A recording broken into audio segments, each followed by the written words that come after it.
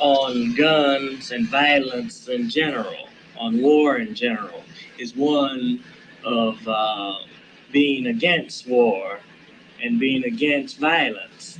And this is not a changed position. If it seems in contradiction to some of my earlier statements, simply because people have not understood what I was saying in the first place. That I say that violence, war, and guns are a thing that the Black Panther Party would like to see gotten rid of. That we absolutely are against people killing each other and committing violence on each other. But also, we recognize that we don't advocate that the oppressed people, that the victims leave themselves subject to the aggressions of the criminal. And these are the people who are forcing us to a state of subjugation and keeping us in a state of slavery. And this is the people all over the world. For instance, I'm sure the Vietnamese people would like very much for this government to give up its guns, because that would mean that the military would disarm itself and stop killing little Vietnamese children and women and destroying them. I think I stated earlier that the motto of the Panther is that we're advocates of the abolition of war. We do not want war, but war can only be abolished through war. And in order to get rid of the gun, we find it necessary to take up the gun. So the first thing to do is not to disarm the victim, but disarm the aggressor, disarm the person who's first causing the violent incidents. The United States have been visiting violence upon the world, or causing violence upon the world for years. Welcome to another episode of the Nick and CJ shows. I'm one of your hosts. I'm CJ. What's up, Nick? What's poppin', my friends? How you guys doing? Welcome, my RBN family. This is gonna be a great week. We got a lot of good guests that's gonna join us this week, and we got a good one friend of the show that's gonna join us today. This should be a good conversation. A lot of ideas are going to be discussed. I already see a lot of people in here. I personally, I don't like doing diss tracks, but I think it's important to have conversations about important ideas. Especially, this is one that you guys been asking about. Like every stream, you guys keep asking, like, what are you guys' opinion on patriotic socialism? Blah blah blah. We're gonna finally get into it. So let's have the conversation. Good to be here, CJ. Right. So that's a good way to kind of set the foundation. This is not we're here to diss Jackson Hinkle. That's not. I wasn't here to what CJ what to say. No. But I want people to know that that's not what this is about. But sometimes people take critique of ideology, of a person's ideology, personal. So I'm not sure how he would receive it, but this is not at all an attack. Like, we all still follow each other. He was on our Imperialist Summit. And what's so funny, the guest that we're going to be bringing on was in the same segment. This is not set up at all. Was in the same segment. Yeah, when Jackson appeared. Wait, no, it was the General Strike Summit, not the Anti-Imperialist Summit. The General Strike Summit, where, but I think he appeared in a segment about imperialism. But it was with our guest that we're going to be bringing up, and I mean, he's been on this show many times. He's been on the network many times. I think he's been on all of our summits. I want to say he's been maybe at least 2 out of 3. He's been on RBN summits. He's a great friend of the show, somebody we lean on in specific areas. But I wanted to bring him on specifically on this topic of socialist patriotism. So let's bring on Danny Haiphong. What's up, sir? I think you're muted. You're muted, yeah. Sorry. What's up, guys? Good to be with you. Absolutely. This is I guess this is an exciting stream. We're already at 280 people. So let me go ahead and do what I do. And as everybody like the stream, please, let's get to 200 likes so we can get more people in the discussion. We already got over 100 comments. So this is a topic that everybody has been waiting for, Danny. It's socialist patriotism. And I'm glad we have you on to discuss this, but can you just kind of, for those that may not know you, can you kind of give your background, who you are, and then kind of go into a general description or definition of socialist patriotism? Sure. So, yeah, I mean, I've been writing for Black Agenda Report since 2013. I've been in the labor movement, been a part of several unions. I've been identifying as a communist since before 2013, since around 2011 during the Occupy movement, and I was involved in that to a certain degree. Originally from Boston, now live out here in New York, and my background is mainly as an analyst, mainly as a journalist, but I've been an organizer too in the anti-war movement out in Boston.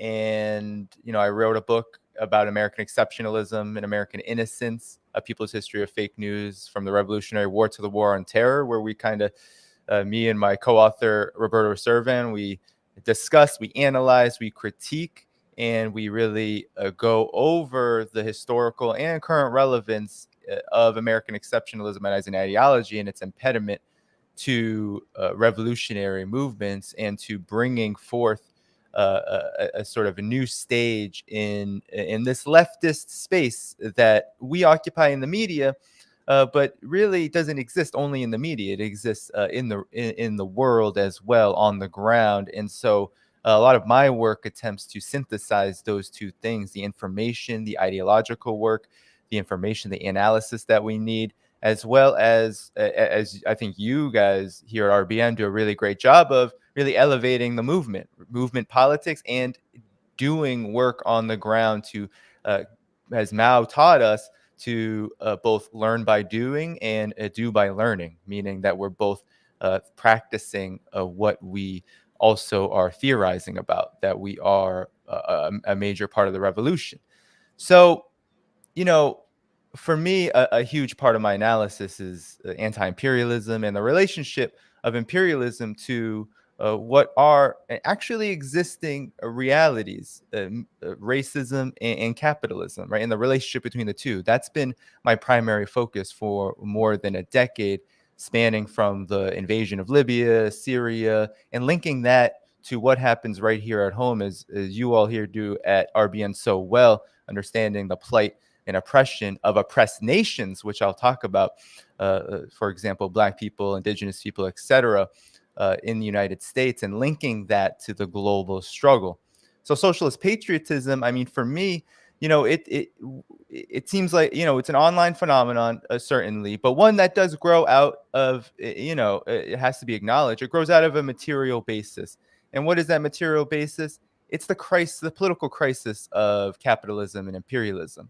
So generally what happens in crises is that you have contending trends. You have the struggle for a new world, and you have nostalgia and also attempts to latch on to the old. And for me, socialist patriotism, while folks like Jackson Hinkle and others, I have respected totally, and, will not deny things like the work they've done on China, on Russia, and how important that is in their anti-imperialist work. But when it comes to this idea of mixing socialism with American patriotism, that I think is a whole nother question altogether that is debatable. And what I noticed about this is that I wrote an article in November 2021 kind of answering this question about what my thoughts are on socialist patriotism or patriotic socialism. And Midwestern Marx, right? We got into a little bit of polemic, and I didn't, I was very appreciative of that. I think it's a good thing that we debate these ideas, but I do think that there also just needs to be an acknowledgement that, and this is my main point, I think, on the question of socialist patriotism and American patriotism in particular, is that ideology has roots, right?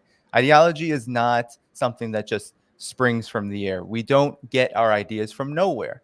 right? And Marxism teaches us that we get our ideas from material reality.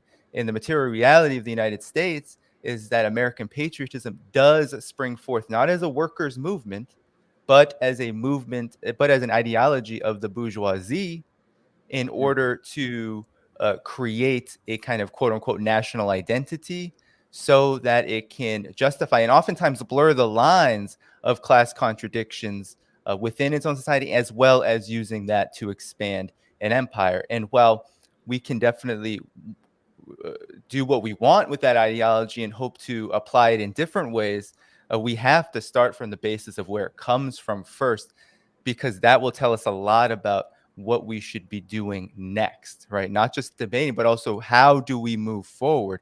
Do we move forward by appealing to sensibilities that have these kind of roots? And I think that there's a lot of evidence that shows, especially in the United States, that patriotism, American patriotism, hasn't had a real beneficial hasn't really had a real beneficial outcome for the movement. I certainly haven't seen it in my personal experience, from my knowledge in history of how, let's say, the Communist Party USA dealt with chauvinism and patriotism, how they had to deal with that during very tough McCarthyist years, the Red Scare, etc.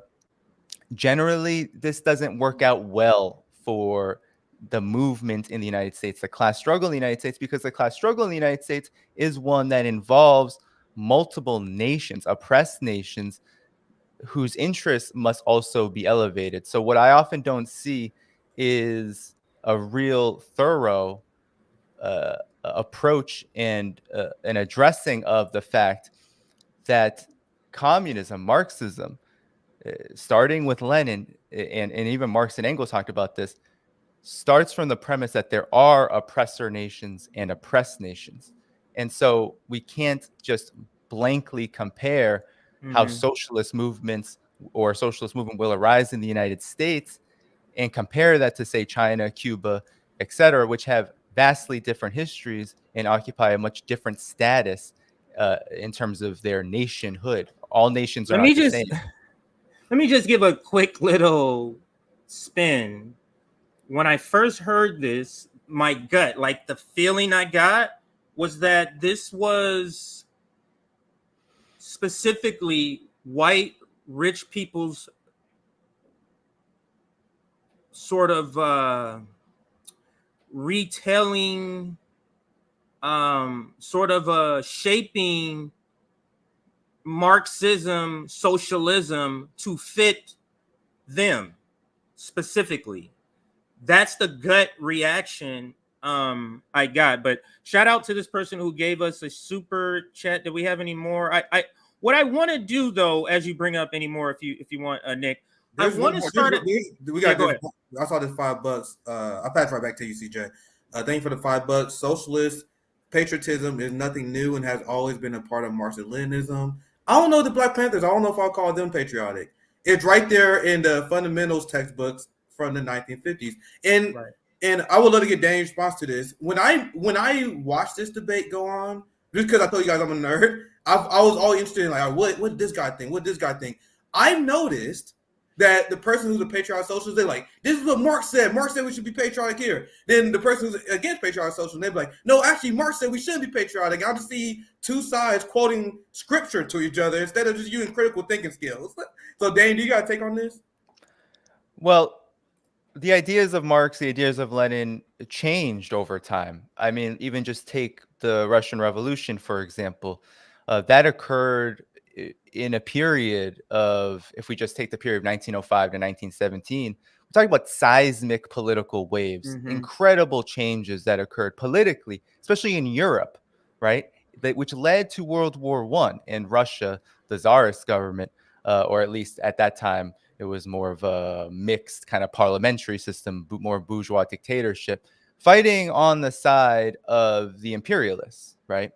And that changed a lot about how socialists, a lot of them called them social democrats at the time, the language is a little different, how communists viewed nations, right? There was a huge shift in this approach to what Lenin called the national question. meaning how do we understand nationhood? How do we understand it in the context of an imperialist world system? And that delineated and then inspired national liberation movements across the colonial world, right? The oppressed colonies, those that were under the yoke of French, British, American, etc., imperialism, and differentiated between what a bourgeois oppressor nation was versus what a colony was, and what the difference between the two are in terms of how we look at self-determination, right? So we could quote all we want. The point of the matter is, though, is that history changes things, right? People change their ideas.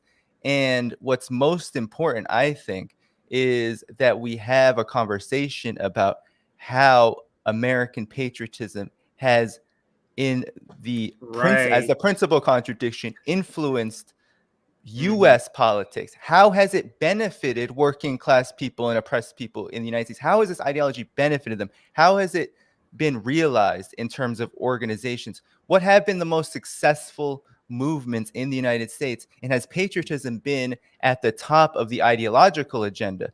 I have not seen that. And I think what is really important is that when we're talking about ideology, we have to link it not only to the concrete material conditions, but the practice, how people move, what they do.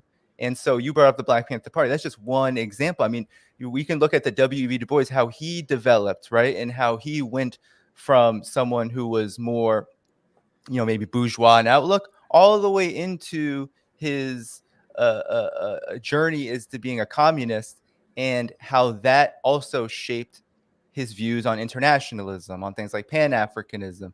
And I think that we need to look at what people do, how people change, and how history, right, is not just about one static idea expressed at one particular moment, but how ideas are shaped by the realities as they change through the course of struggle. And my number one hope is that those who are, and I think that this is a great quality, this is the thing I will say about those who adhere to patriotic socialism, socialist patriotism, is that they are genuinely anti-imperialist. But that anti-imperialism, right, I think needs to be more concrete, and that there needs to be more nuance around how the United States is an oppressor nation. And no matter how we look at that, right, no matter how we want to digest that, we're going to have to bring that to the people. We can't ignore that. We have to talk about how the United States operates, not just as the ruling class separate from the United States, but how the ruling class creates a national identity which allows for the flourishing of white supremacy and of empire. We have to talk about that, because there will be many people in other localities, not just in, this fantasy of the rural white working class community. My dad was rural and he was a white working class person. Didn't necessarily think like this. He was shipped off to Vietnam, right? He didn't necessarily think like he needed to latch on to the American flag. This isn't a universal concept. This isn't what people don't hold on to the American flag so they can eat. They don't hold on to the American flag so they can have a better life, right? The ideology that is bound up with things like the American flag, the symbolism involved with patriotism, has a class character to it. And I have not seen a good argument for how that class character is working class, right? We can cite many instances about how it is not working class in terms of who actually has power and how this is actually wielded. But anyway, you can go. But that's sort of what a large part of this what we want to analyze in this segment is that how does this apply to working class? How does it apply to indigenous? But let's start let's just give the background of how this started. This conversation came about. So Ben Norton tweeted this: in many parts of the global South, the U.S. flag is seen as a genocidal symbol of imperialism, war, oppression, racism, and mass murder, and comparable to the Nazi swastika. I've always said that. I always said that the flag is almost, to me, the same as a swastika. But let me continue. The left can never and should never try to reappropriate the U.S. flag. And Jackson responded, and here's his response. So here is Jackson's response. He says, Ben, See, this is when we get. Sorry, CJ, go ahead. But this is when we get. To let me read it, and I'll Go let ahead, you go be ahead. the first one to comment. Yeah. Sorry. So Yeah, sorry. it says, Ben, woke leftists who choose to live outside the United States, like yourself, can refuse to take pride in our flag, but true American Marxists understand that patriotism has always been a given.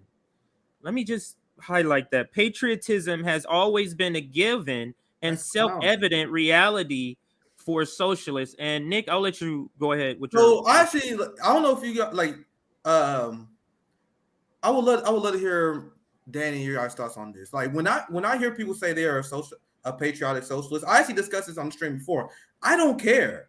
Like, bro, I don't care if for whatever reason you want to bootleg over a genocidal flag. If that's your thing, go ahead and do it. That's fine. When you start attacking people for not being patriotic to this country, that's when you lose me. Because I remember when I talked about this at first, I said, yo, I feel like this is an issue that is being manufactured online to create drama, to divide the anti-imperialist movement. And I see these people pushing patriotic socialism, and then they attack anyone who don't agree with it. So it's one thing if you just so happen to be patriotic for whatever reason. Right. I saw people I saw people early in the comments, they're like, oh my God, RBN is going after Jackson Hinkle. For one, we're not. For two, those same people who are upset that we are criticizing Jackson is okay with Jackson attacking Ben Norton, an anti-imperialist journalist, just because you don't like the U.S. flags? Or do you guys understand how unserious this is? And I'm gonna say this, and I'll pass it back to you guys. I live in the Midwest. I sold cars in Kansas. I literally hung out, and my coworkers were Trump supporters, and I got them to agree to support healthcare for all. I got them to agree with ending the wars, and I didn't have to be transphobic to do that. I didn't have to support the U.S. flag to get rednecks to support economic ideas that's in their best interest. You know why? Because it's in their best interest. So Nick, this is. Go ahead, CJ. I was gonna say this is what you're bringing up is something that I heard and examined getting prepared for this stream. And in particular, I'm not going to bring up the stream here, but it was several streams that actually Jackson was in the conversation. One was with him, Haas, and Caleb Maupin. And then Maupin, I found some other streams on him talking about this same thing. So he's obviously a socialist patriot too. And in the discussion, what caught my ear was when it was like sort of a conversation about, do you think you're gonna get people to come on board with this revolution talking about America the way we do? And that's where, to me, this brainchild of sort of reinterpreting what a socialist patriotism, or just this concept, it's sort of linking those two together. Can you speak to that, or in any part that you heard from Nick also? Well, what I want to say, I think, is, especially from what you were saying, Nick, about how the reactions to criticism are taken of patriotic socialism. In my article that I wrote in November 2021, when this was a really hot topic of conversation, it got a pretty serious backlash. There were a lot of people very angry about it. But in the article, I didn't personalize any of this. These are political ideas, and these in the realm of political ideas is a struggle, right? And so I think what's important here for me is that when we are talking about this isn't about taking down, this is any of that. But when I see things like what you put up around Ben Norton, for example, to me, that just isn't, that's just not principled behavior, right? If we're going to have a discussion about this, we should be doing it in good faith and with an openness to consider, right, what we're actually saying. And I think that oftentimes how this is talked about is through this kind of like online culture war of if you don't believe in socialist patriotism, then you have absolutely nothing to contribute and you cannot win over the working class. And everything that you two were saying, which it doesn't make any sense to me as someone who has worked with working class people in unions, who has struggled with working class people in the streets around very real problems like the U.S. Potential invasion of Syria, but the proxy war on Syria in 2013, when Obama almost literally bombed Syria into the Stone Age, was very close that August of 2013. You know, I can give an example. There were Syrian Americans who were waving the American flag. Was I going to make that the principal contradiction of that protest? Absolutely not, because they viewed themselves as Syrian Americans, Americans and Syrians. And they are also waving the flag of Syria, which, of course, is much debated because of the way that reactionaries and imperialists hold up the French Mandate 3 green, white, black flag as some kind of replacement for the actual flag of Syria. But the point is that we have to be able to understand that there's nuance, that winning over working class people is not about just appealing to their ideological sentiments around patriotism. It's about struggling over concrete issues. And if you're going to be a communist, you have to understand that communists are there to build a vanguard political organization and a vanguard movement, not a rear guard movement. Not we are going to go to where working class people are and stay with them. So even if we concede, sure, there may be a lot of patriotic sentiments, especially among working class white people. That may exist. I haven't seen it so strongly, but I know those who grow up in certain communities do. So if you want to say, yes, we need to start where people are, then sure, you can do that. But we don't need to champion American patriotism to then introduce ideas that challenge what is the dominant conception of patriotism in the United States, which is an ideology that promotes and extends empire and capitalism and white supremacy. We have to be able to link that together, because you cannot talk about patriotism in the United States without having that conversation, because if you don't, then we run the risk of misleading people. We don't want to be misleading working people. We have to be truthful at all times when we are talking about the contradictions of patriotism. If you want to try to revise patriotism, as you guys said, I don't care. Go ahead, revise it as you wish, but don't do so without acknowledging the actually existing contradictions of that ideology and how it has a class basis to it. Because if we do that, we're not actually building something. We're, I guess, creating some kind of online trend, but we need to be focusing on building something that's rooted in being a vanguard force, pushing and pulling workers and oppressed people in the direction of revolution. I think that's, I would hope, what we all could agree on.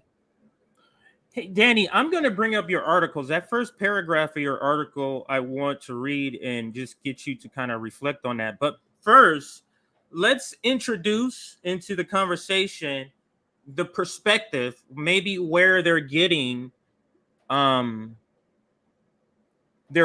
socialist patriotism and how they reference Lenin. So let's listen to this person speak about this particular and Lenin's words on this. And this is what most of these people have been quoting to like say that Lenin supports them. This singular sentence is a sense of national pride alien to us, great Russian class-conscious proletarians. Certainly not. We love our language and our country, and we are doing our very utmost to raise her toiling masses to the level of democratic and socialist consciousness. We should take, sure, we take pride in our culture, our language, etc. But mainly, we want to take pride in the fact that we are against the oppression of the nation that we happen to be a part of. And this is emphasized soon after that, where he talks about national pride again. We are full of a sense of national pride, right? A sense of national pride. He's not saying we need to base our entire movement or like a theoretical state on national pride for an imperialist nation. He says For that reason, we particularly hate our slavish past and our slavish present. When these landed proprietors, aided by the capitalists, are loading us into a war in order to throttle Poland and the Ukraine, crush the democratic movement in Persia and China, and strengthen the gangs of the ruling class who are a disgrace to our great Russian national dignity. Next sentence here is very important. Nobody is to be blamed for being born a slave, but a slave who not only eschews a striving for freedom, but justifies and eulogizes his slavery. Example, calling for the throttling of Poland and Ukraine, or a defense of the fatherland of the great Russians. Such a slave is lik spittle and a bore, who arouses a legitimate feeling of indignation, contempt, and loathing. He clearly says here that those who identify with like a nationalism that like justifies and eulogizes, and the Russian Empire, analogous to like the American imperial state, which has always been an imperial state from its very beginning, lik spittle slaves and boors who arouse legitimate feelings of indignation, contempt, and loathing. Do you know who that is? It's these socialist patriots. That's who it is. So I would. I don't want to give any comment. I'll let you, Danny. Could you reflect or respond to that clip, and also speak on any other part you were going to comment on? I think you were going to say something else also. To be fair, Bad Empanada doesn't have the best reputation in I know the I online know. circles as a reactionary. Somebody said it. So but on the other hand, I mean, I think the name calling is a bit immature in terms of the ideas. Yes. Though it is important to talk about how Lenin was actually differentiating between what it means to be an oppressor, to have an oppressor nation ideology, to have the ideology of, let's say, the nostalgia for Russia's empire, versus what it means to actually be part of a socialist movement. And how, at this time in that article, World War I, there's a lot of patriotic sentiment. But again, I want to emphasize that Russia 1914 is not the United States really at any point of its history, right? Russia was a very underdeveloped, honestly, a pre-capitalist society in most respects. And even though it called itself imperial, it was really a junior imperial, if you could even call it imperialist. It never really had finance capital, never had a burgeoning, extremely large colonial system. But nonetheless, it had a czarist semi-feudal system that wanted to aspire to that. But the point is that, we're talking about different conditions. And when Lenin wrote that one particular essay, it's pretty clear that it had a lot to do with appealing to sentiments to oppose a war. And there's a lot of also citation of Michael Parenti when he tried to do the same thing, right? During this real intensification of neoliberalism and neoconservatism in the 1980s, which did lead to, invasion of Iraq, the first one. And then, of course, we know what happened in 2001, where the flag waving was at its height, and it led to the invasion of two countries. And of course, the stripping of basically all civil liberties. So, on the one hand, sure, if you want to appeal to people based on those sentiments and you believe it will work, then go ahead. But my opinion is that it didn't work, and it hasn't worked, right? In the Russian Revolution, what the Social Democrats ended up being, the Bolsheviks, learned is that the world was actually divided between colonies and colonialists, and that the only way to be successful, that the Russian Revolution was no longer going to be hinged upon, let's say, the progress of Europe and its ability to be autonomous, etc. But it was hinged upon how you would turn imperialist war into a civil war, meaning that you unite oppressed nationalities around, one, self-determination for them, which doesn't usually get talked about among those who adhere to patriotic socialism. Generally, it's talked about as like that's wokeism, And I think that I would like to see more discussion about how there are oppressed nationalities in the United States and around the world, and how American patriotism has not really conformed to any kind of contribution to that.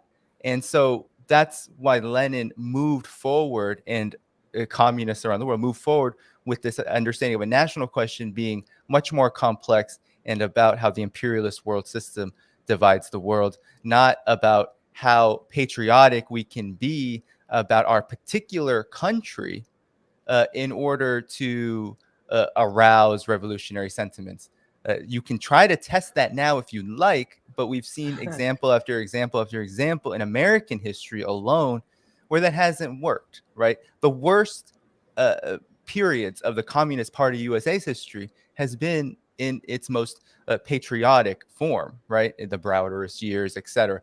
Like that, as the Communist Party struggled with chauvinism itself, it became alienated from the movement. By the time the 1960s and 70s rolled around, after the Red Scare had basically scared a lot of people into patriotic sentiment and into supporting anti-communism, the Communist Party was very weak at that time. And unfortunately, the new left was left without any kind of, no pun intended, left with any kind of communist pull. So we have to understand, I think, yes, that there's nuances to this that generally aren't acknowledged.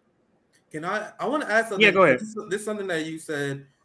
I mentioned on the stream for quite a long time. I got good memory. I remember most of the shit I talk about. I remember a long time ago, I was like, I'm not upset. And I actually don't think it's a bad strategy to trick rednecks and conservatives. Like, isn't it patriotic to provide people healthcare? Isn't it patriotic to provide people housing? But once again, pushing the obsession. That's the part I have. Yeah. Like that's not that trick. That's not what you're doing. You're trying to get people to love the flag. Is that what they expect? Because what I was going to say, Nick, is both of you sort of alluded to this in what you were saying. Is the expectation from socialist patriots, people who believe this, is that everybody is supposed to be that way? Because I'm fine if you believe that for yourself. But is the expectation, because then if the expectation is for everybody, how does that fit in with the framework of the Atlantic slave trade, with the genocide of the American indigenous population? Like, I don't get how that works if you expect that from black folks, if you expect that from indigenous. Like, I don't get that part. Yeah, plus we said we want to form an international leftist coalition. How do you guys think we're gonna stop the U.S. empire? You guys see the U.S. and the U.K. teaming up for global domination. NATO is expanding. We're fighting this giant global capitalist system. I mentioned, and you guys agree, that we need an international leftist coalition. I don't see how that's related to flag bumping and saying that USA is the best. I don't see how that's relatable, because we need to form an international movement of people who like Danny said, like Ben Norris said, like a lot of people in the global south that we need to build these coalitions with, like our RBN sister Josana. Like, they're not going to form a coalition with you flag wavers. Like, so what is the goal? Is that flag, is that symbol more important than challenging the system of empire we're trying to take down? Once again, I'm not upset with people who have the idea that we need to take care of each other, and that's a form of patriotism. That's okay. But it's just when you forcing it, you trying to push it on the movement for people that you trying to liberate who don't got love for the movement. I just think that's just a bad strategy. And let's listen to what Danny says here in his article. I'm going to read this first part here, and then I'll let Danny kind of reflect. So this is on his Patreon account. Go shout out, make sure you support Danny Haiphong on Patreon. Great writer. We try to retweet his stuff anytime he puts it out on Twitter. But go check it out. But let me read this first part. The embrace of American patriotism, what some are calling proletarian patriotism within online circles, is yet another attempt to rebrand American nationalism. It is similar in character but different in form to the ongoing effort to rebrand the two-party system through the development of the socialist bloc, within the Democratic Party's corporate jaws. Actually, let me read more and then I'll let you reflect. Ideology is rendered as abstract in each case rather than a reflection of the material condition of society. The Democratic Party is a capitalist-owned party and therefore cannot but serve the interests of the capitalist class. American patriotism is an outgrowth of the U.S. peculiar form of imperialism and therefore cannot be divorced from its reactionary nationalist and racist roots. That kind of right there in a nutshell kind of sums up what all of us have kind of been talking about. But do you want to reflect on that or speak a little more to that point, Denny? Yeah, sure. And what's interesting is when we talk about American patriotism, for example, right? It's value laden, right? So American patriotism is full of values, right? It was written by the founding fathers, the bourgeois enslavers, the colonizers, and they had these values of freedom, of liberty, of justice, of democracy, right? As a way to frame their what was an inter kind of class struggle. It was not a revolution of, let's say, the bourgeoisie from the feudal lords and the aristocracy, right? It was at this point what became the United States was thoroughly capitalist, was founded on colonial roots, and based on this very capitalistic, right, slave trade, as you mentioned, and those values, right, have been used and employed as a way. Even the Black Panther Party did it in their first draft of their document of the 10-point program, for example. They said this is what the Declaration of Independence said. The American Declaration of Independence. This is what it said. I don't have to recite it here, but this is what it said, and this is why we demand X, Y, and Z. Now, if that were the conversation, right, that you are going to, as a movement, use these values to push forward a particular political worldview, communism, socialism, and then real concrete demands around them, that's all well and good. The problem for me is that generally it is used really, how this debate has shaped is either you're an American patriot and you embrace the flag and all of these values, or you're anti-working class, you're a Fed, you're woke, you're with the neoliberal wokeness. And I think that that's a really disingenuous way to frame this debate, because as I said here, that there is also just as relevant, if not a more dominant and impactful trend, which is the fact that American patriotism has roots in a brand, in the real strand of American nationalism. And a lot of socialist patriots say, no, there's no nationalism in our patriotism. But the fact of the matter is that American nationalism as an expression of colonialism and imperialism is not an abstraction. As I say here, it is a concrete reality. And most people understand their patriotism in the United States as, in one form or another, connected to that, even if they don't know it. So that's why you had, after September 11th, so many people literally drooling at the mouth saying, go, go, go. Let's invade Afghanistan. Let's destroy Iraq because they're coming for us, right? Those others over there, they're coming for us. That mentality is deeply baked in the American psyche. It is. It cannot be. That can't be divorced from this conversation. But I haven't heard it once be acknowledged in a real way, in a genuine way, talking to folks who have this concern and are concerned that those who are championing this, and this is not about Jackson, Hinkle, or any individual. This is about the trend and how those who are adhering to this trend are not acknowledging this side. So if I see a program, right, this program of socialist patriotism, and I see XYZ, points I can agree with, oppose the new Cold War on Russia and China, whatever, right? Workers own the means of production. If I see all of that, I say, okay, I agree with that. Sure, that's great. But then I don't see an acknowledgement of the fact that the U.S. is a prison house of nations. It is an oppressor nation.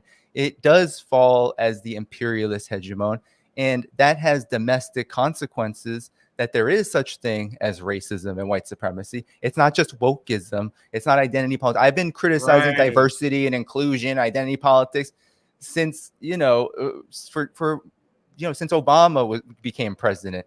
Like that's not what we're talking about here. We're talking about the real material manifestations of racism as a class, as an arena of class struggle that is the most important one. It's the thing that has created such a divide amongst workers that there hasn't been anything bearing resemblance of a successful socialist movement in this country. Let me get you to speak on something similar to this comment here. Patriotism is patriotism to the revolutionary anti-colonial spirit that founded the country. See, this is something we cannot. I think you're just about to go where I'm going.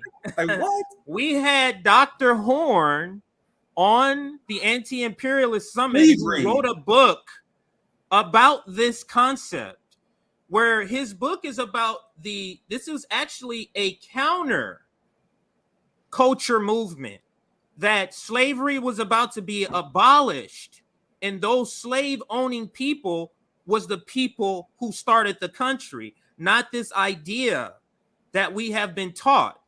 And Gerald Horn, Dr. Gerald Horn was on this show. He talks about the book. You can look it up on YouTube where he speaks about this. So again, even this concept to me is not the actual, what actually is patriotism. So even if you link it to this is even a fantasy. Yeah, it's not. This is the story that this is not the truth. Go ahead, Nick, if you want to. No, sorry. I didn't mean because you spoke. You were actually in the interview with Dr. Horn. Is there anything else you feel like you can? Yeah, I'm just kind of said. I didn't mean to interrupt you. I'm just saying I'm just begging people to read. I'm just begging people to understand that concept. And I just want to add something else that Danny mentioned, and we talk about this all the time because I know there's a lot of like pack shots they use like. And we attacked this many times. You guys seen it, like the whole woke psyop that's going on right now. Woke was our word. You guys know that? Like, so when I see white people decry wokeism, they are literally being tools of the establishment. And I'll explain what I mean by that. Neoliberals, imperialists, and capitalists, they saw the success of Black revolutionary movements. So they hijacked that language in order to defend imperialism and capitalism. Hey, look, we got a woke society because we got Lloyd Austin as our defense secretary. We have a woke society because we had Kamala Harris as vice president. That is a malicious hijacking of our language, which is supposed to mean being aware of your surrounding, of being wise, of acknowledging who your real enemy is. So back in the day, if we was like, yo, nigga, why are we fighting against each other, man? It's the government that's against us. They're like, damn, nigga, you woke as hell. Being woke is a good thing. The establishment took that and then they watered it down. They turned it into, oh, we woke because we support Black people, even though we support imperialism and capitalism. So instead of calling out wokeism, call out the neoliberals and the liberals that are literally propping up imperialism and capitalism using that language. And that's this here. And this is something I spoke to Nick offline, is that there's a couple of words that Jackson Hinkle uses, and now we're trying to talk about other politics, so like sort of Jackson's politics. Woke is a word he uses as a slur. And globalist, which to me is very weird if you're somebody on the left, because of how you just explained woke. It has been co-opted in sort of the same sense that identity politics has been. And CJ, they would say the same thing. They would say the same thing, like, man, these people, these woke mob, the liberals who are not right. That's very weird. Framing them? That's very weird to me. That you should be making the argument that these people are not woke. Our being is woke instead of decrying wokeism. Right. That's anti-intellectualism. We should be imploring people to read. We should be employing Right. people to Can be you also woke. speak on the globalist part? Because I want to bring up a tweet from Danny, actually, a tweet from Danny. But can you talk about the use of globalist and why some people use that? And I think you spoke about it in one of your tweets. I'll bring that up too. Yeah, well, for me, globalism is a real, for me, a globalism is just a real politicized, right, an extremely politicized way of talking about a phenomenon, globalization, which has created all sorts of very, hot takes that don't get into, well, what do you politically mean? Because as, both of you were saying, globalism, I mean, that's capitalism, right? Yes, that's yes. imperialism. I don't know why we have to use a different term for those things. It appears that globalism, from what I see online, is more attractive to people on the right, because people on the right will say that word.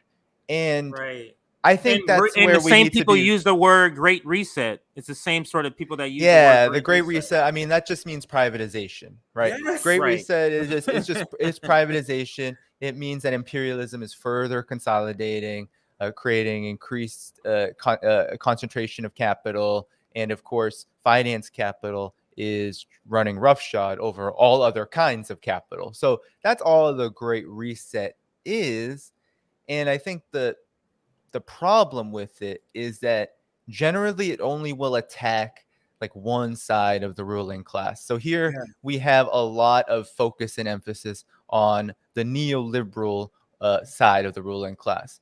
And look, the neoliberal side of the ruling class is dominant. It's incredibly powerful.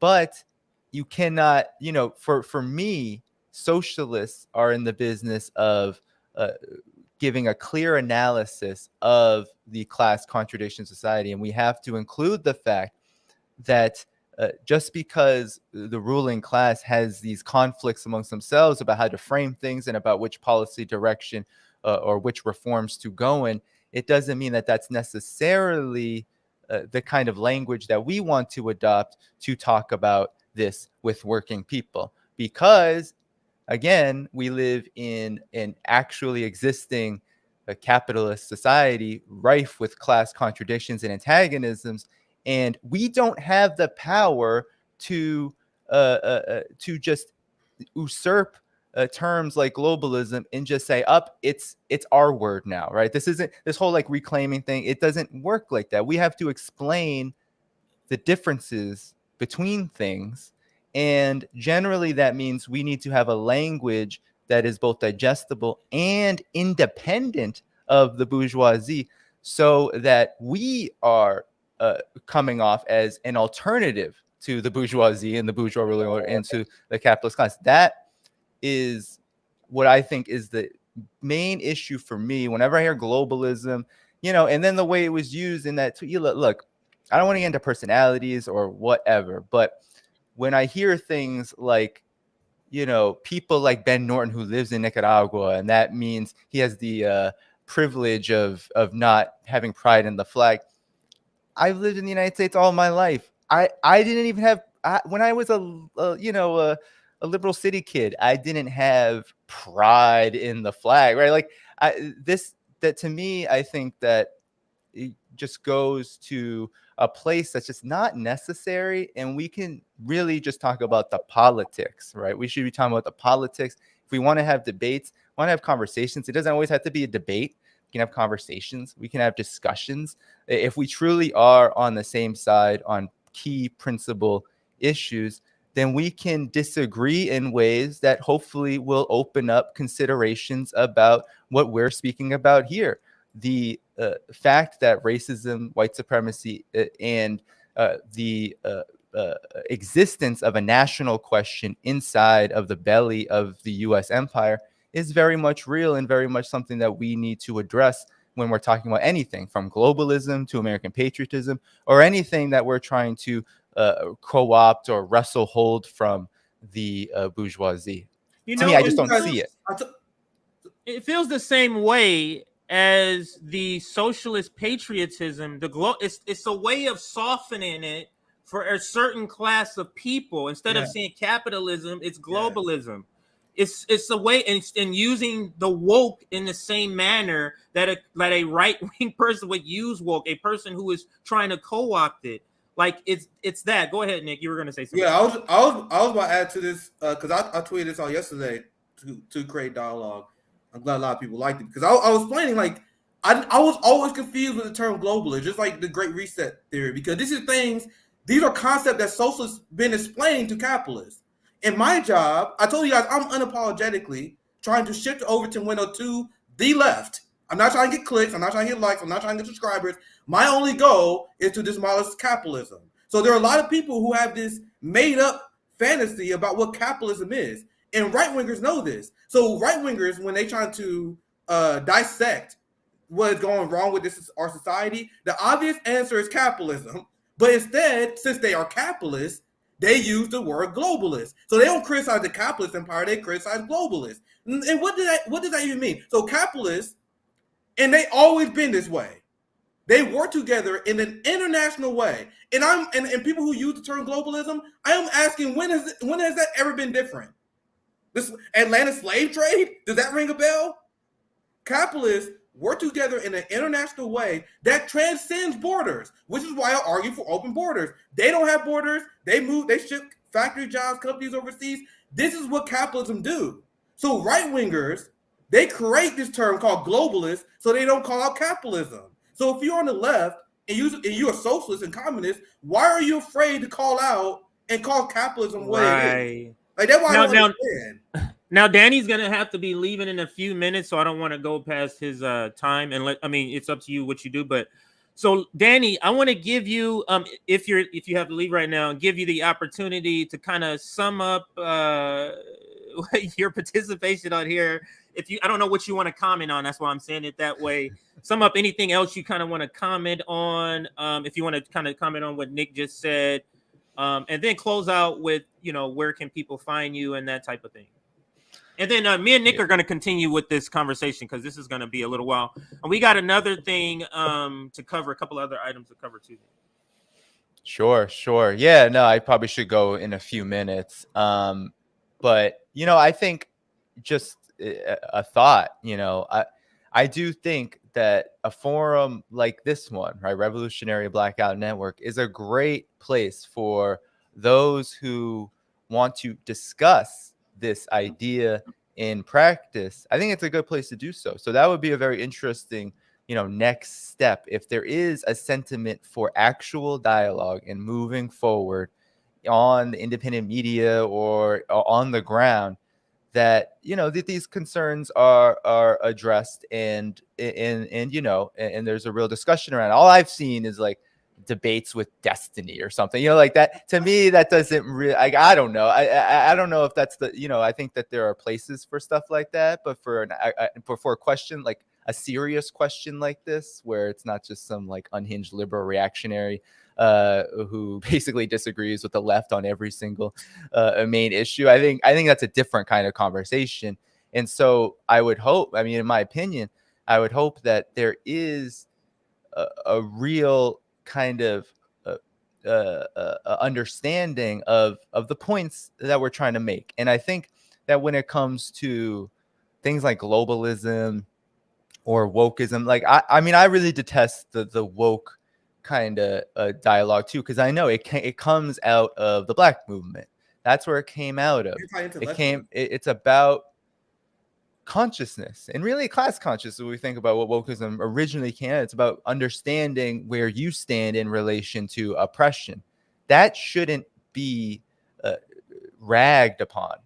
Now, I think that there are even better ways to frame the debate and the understanding of how the ruling class has co-opted something like wokeism, quote unquote, right? Really, in my book on American exceptionalism, we have 2 chapters on diversity and on inclusion. And that's really how the bourgeoisie talk about it. They don't, wokeism, I think, is really jumped off after all these corporations and, of course, the United States government tried to jump on the 2020 anti-police brutality movement. But to be honest, like after that happened and it was, suppressed, repressed, and then, of course, diverted, redirected, and co-opted, you don't hear, like, you're not going to go on MSNBC. You're not going to go, you're not going to hear Joe Biden talk about wokeism, right? They're going to be talking about things like diversity and inclusion and representation. And they'll be opposed to, racism in the individual form and people saying mean things about, hateful things to people, Charlottesville, etc. But they won't talk about the institutional and the material reality of racism. And so that, to me, right, for me, when I think about how we're going to build a successful movement against empire and imperialism and how we're going to make that relevant to people in the United States, especially Black people, oppressed people who make up a disproportionate number of the working class, that's often also not talked about. We can appeal to working class whites. I think it needs to happen. I'm not going to say leave them for the day, leave them for Donald Trump. Absolutely not. I mean, my father was a working class white person. He was more on the Democratic Party spectrum, but it's not leaving them to whatever rot with the Trump camp. But it is, if I could just finish, but it is more so about understanding the working class in the United States is multinational, and it also isn't a monolith, neither ideologically nor materially. And to me, honestly, in my real one of the things I always think about when it comes to how we're framing terms, globalism, wokeism, patriotism, it's always trapped within this partisan, partisan political understanding of class. Like, we need to understand class consciousness as not simply about where people are swinging on the ideological spectrum within confinements of the two-party duopoly. Because if we're just thinking about, what are neoliberals saying? We're opposed to that. What are the right saying? We're either for or opposed to that. We're not talking about an independent class struggle that also takes into account the things that none of them will address, talk about, or be concerned about. And that, I think, is one of the big limitations of all of these terms that are being thrown around. Oh, so what I was gonna say is kind of throw it to Nick, because there was I don't know, Nick, if you had another kind of sort of subject that because he did have a few more minutes, if you wanted to bring up that other item, or you want that completely separate. We can move on. I know Danny has to go.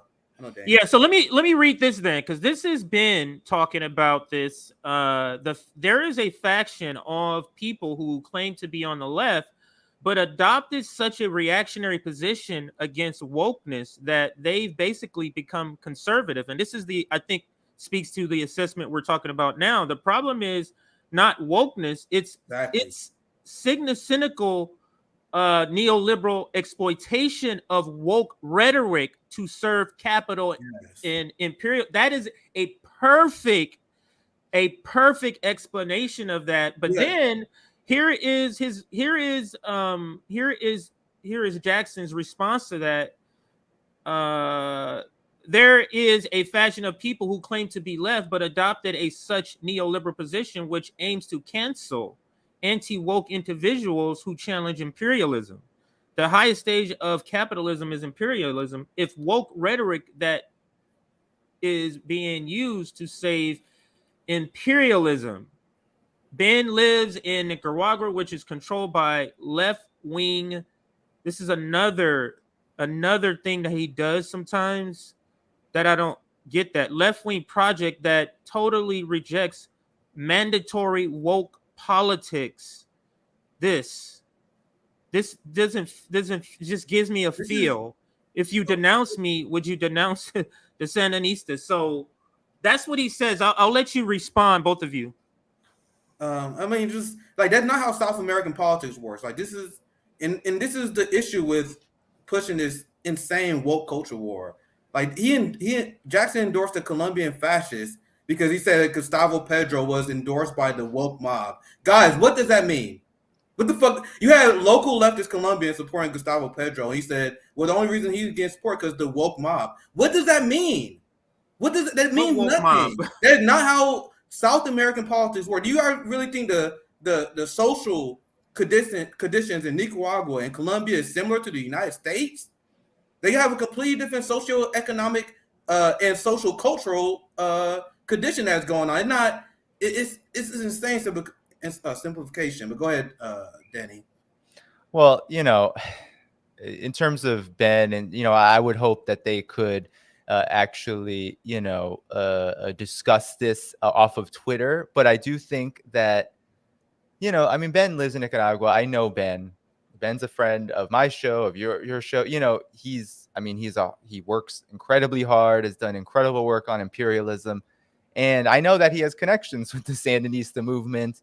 And, the Sandinista movement is a very progressive movement, socially, culturally, and economically, right? It does uphold, right, gender equality and even promotes women's participation. And it does also promote the rights of Afro Nicaraguans in the political society. So in politics and in society. So, it's, as you said, it's just different. And I think that, to me, that doesn't feel like a helpful political discussion. What would be helpful is to just seek truth from facts, right? Not from terminologies, not from whatever catchword, globalism or wokeism, right? But seek truth from facts. That's what socialists should be doing. And if we don't actually know how some of the things that are going on in Nicaragua that contradict certain things, like Nicaragua is anti-woke, then I don't know. But it's one of the most progressive countries in the world around gender and around the rights of Africans in that part of the world. But I do have to go. I will say, I just want to plug a few things because I am, this is kind of an RBN day for me. This evening, I'll have Camp Data on. I'll have Sabby Sabs and the Banks Sisters on. That will start at 10 p.m. Eastern. I'll be on before then at 9:30 to cover a different story, China's environmental progress, and how even Australia is, Australian media is acknowledging China's green revolution. You can find that on the Left Lens, so definitely follow me there. Of course, you can follow me on Twitter at Spirit of Ho, and you can find my work on Substack, chroniclesofhaiphong.substack.com, and you can support my work there or on Patreon at patreon.com/Danny Haiphong. All right, Danny, thank you so much for joining us. I'm going to put you in the background. Make sure you support Danny and his work. And Nick, go ahead. I was about to say we had I don't know what you about to put up next. We got a ton of super chats we can get through, and then I got a few. I just kind of wanted you to wrap up. Wrap up this segment, this global segment, because I kind of interrupted you and added something in. But if you could kind of speak to, because where I see the word globalist is the only circles I see the word globalist is in conservative circles. And the thing is, I understand the strategy of trying to trick. I explained this before. I understand that strategy. I used it all the time. But if you are an influencer, if you got a large platform, which this platform is way larger than ours, you should take this opportunity to educate people about what the true battle is against. Like Danny said, when you use the term globalist, right-wingers use the term globalist because it's been a long time anti-Semitic dog whistles that meant to illustrate the idea that Jews somehow control the financial system. No, capitalists control the financial system. Now, I'm not saying that Jackson is using that term that way, but there are a lot of conservatives that do. So it's time for you to use your platform like, hey, guys, it's not these globalists. It's not some capitalists that bad. It's not just George Soros. It's all of them. So you take this opportunity like, yeah, if you hate quote-unquote globalism, take that energy out on the right-wing people, also the capitalists who fund the right-wing Republican Party. It's a learning opportunity for you. And that's what I want people to say. So that's really all I have to say on that. I just wish, I just want people to, we don't have to play into the anti-intellectualism, and that drives me crazy. That is what the whole globalism, wokeism, that's all about anti-intellectualism and not actually talking to people in the community that came out with that terms, decrying people for having empathy. That is not, I'm not for that. That just is wild. is wild. Let me read this and we can close this segment. Ben is correct about the establishment, appropriation, and exploitation of wokeness, but that doesn't mean that wokeness hasn't become reified in some way, in my opinion, as in white. Yeah, no. So I don't think this is the same thing. Saying that the word or the concept has been completely destroyed, therefore sort of useless in the sense that it should have been, is right. That is leaps and bounds from using it as a slur. Exactly. That is leaps and bounds from using it as a slur. We can say it has been deactivated. It's of no use. It's so similar to like the word liberal and progressive and soon to be leftist. It sounds like it's going to be soon to be useless. That's not the same thing as saying, like, for example, when I use the word liberal, that is meant as a slur. I'm not meaning it as right because somebody took it over and I'm just doing something. I meant it as a slur, and that's what's weird to me. So, and that's what I wanted to do to wrap up that segment. And we can go to super chats and then kind of go to we got any other story. I think you had another. I was looking forward to this. I was looking forward to this part. Yeah, it was a good conversation. Yeah. I think I read this part. I'm trying to see where I'm at. And I see a few people say this. I don't know why you guys think I'm not down to talk to him. How many times I went on RBN and said Jackson has been on here. Yeah, he's been on RBN, and I have said multiple times I am not willing to talk to about anyone or about any idea I'm not willing to talk about. And I seen throughout this conversation, people like, why not bring Jackson on? Well, he did not own this conversation. We can have this conversation with Danny. Right. If you want to come on afterwards and talk to us, hey, I'm down, bro. Like, you already know what I'm saying. Talk to literally you assume that somehow we want or we are avoiding a conversation. No, it's that this subject came up and we as RBN want to talk about it. Independent of any conversation with Jackson, which is not required in my opinion.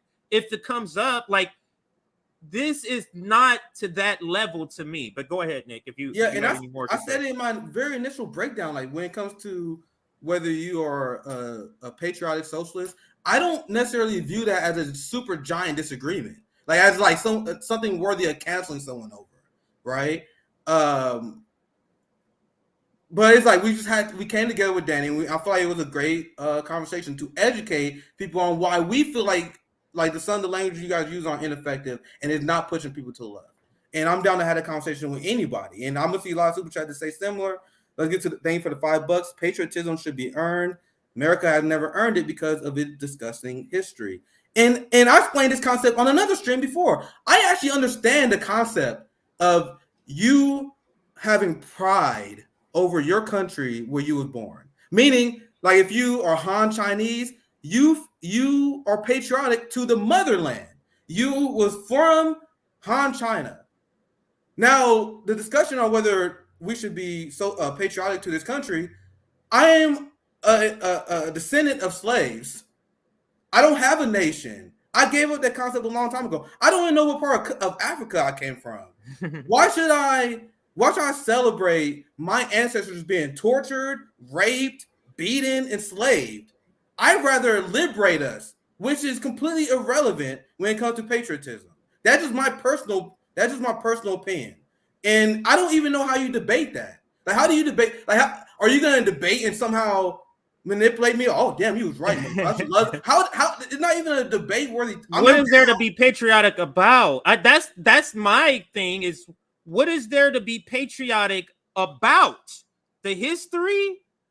The killing of millions of indigenous, the killing of millions of black, like, what is it for me to be patriotic about imperialism, about the number of bombs that Obama dropped, about the killing of Gaddafi?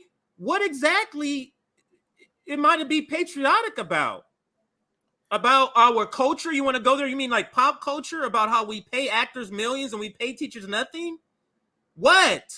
Like, I don't. So I'm saying that to say you can't convince me to be a socialist patriot because of all of what I said. I don't have a problem if you doing it, but don't think that like it's just you. It's sort of like you being a Maoist versus a Marxist versus a Marxist Leninist. You know what I'm saying? It's like it's still kind of on the same. Like it's not a difference enough for me to be like I'm not down. It's just.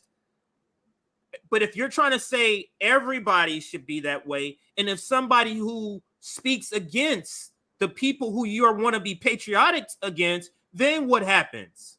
Exactly. And that's where the biggest disagreement comes, because that's when I see a lot of people that say you have to be patriotic to be socialist. That's when I'm like, wait. Keep me out of this. Like, if you want to have stupid ass beliefs, go ahead. But don't say stuff where I've seen a lot of people say you can't be socialist without being patriotic. No, why do you guys care about the flag and the dirt that you live under for people to have health care? Like, if you want people to have a higher living wage, why do I have to love a flag to do that? That never makes sense to me, right? Let me read a super. Actually, I'll see two from him. So I'm gonna read both of them back to back. Thank you for the $5, Mecca. Jackson was attacked for months before even responding. As soon as he did, he was called out for infighting. I'm not calling out for infighting. I don't have any problem with infighting.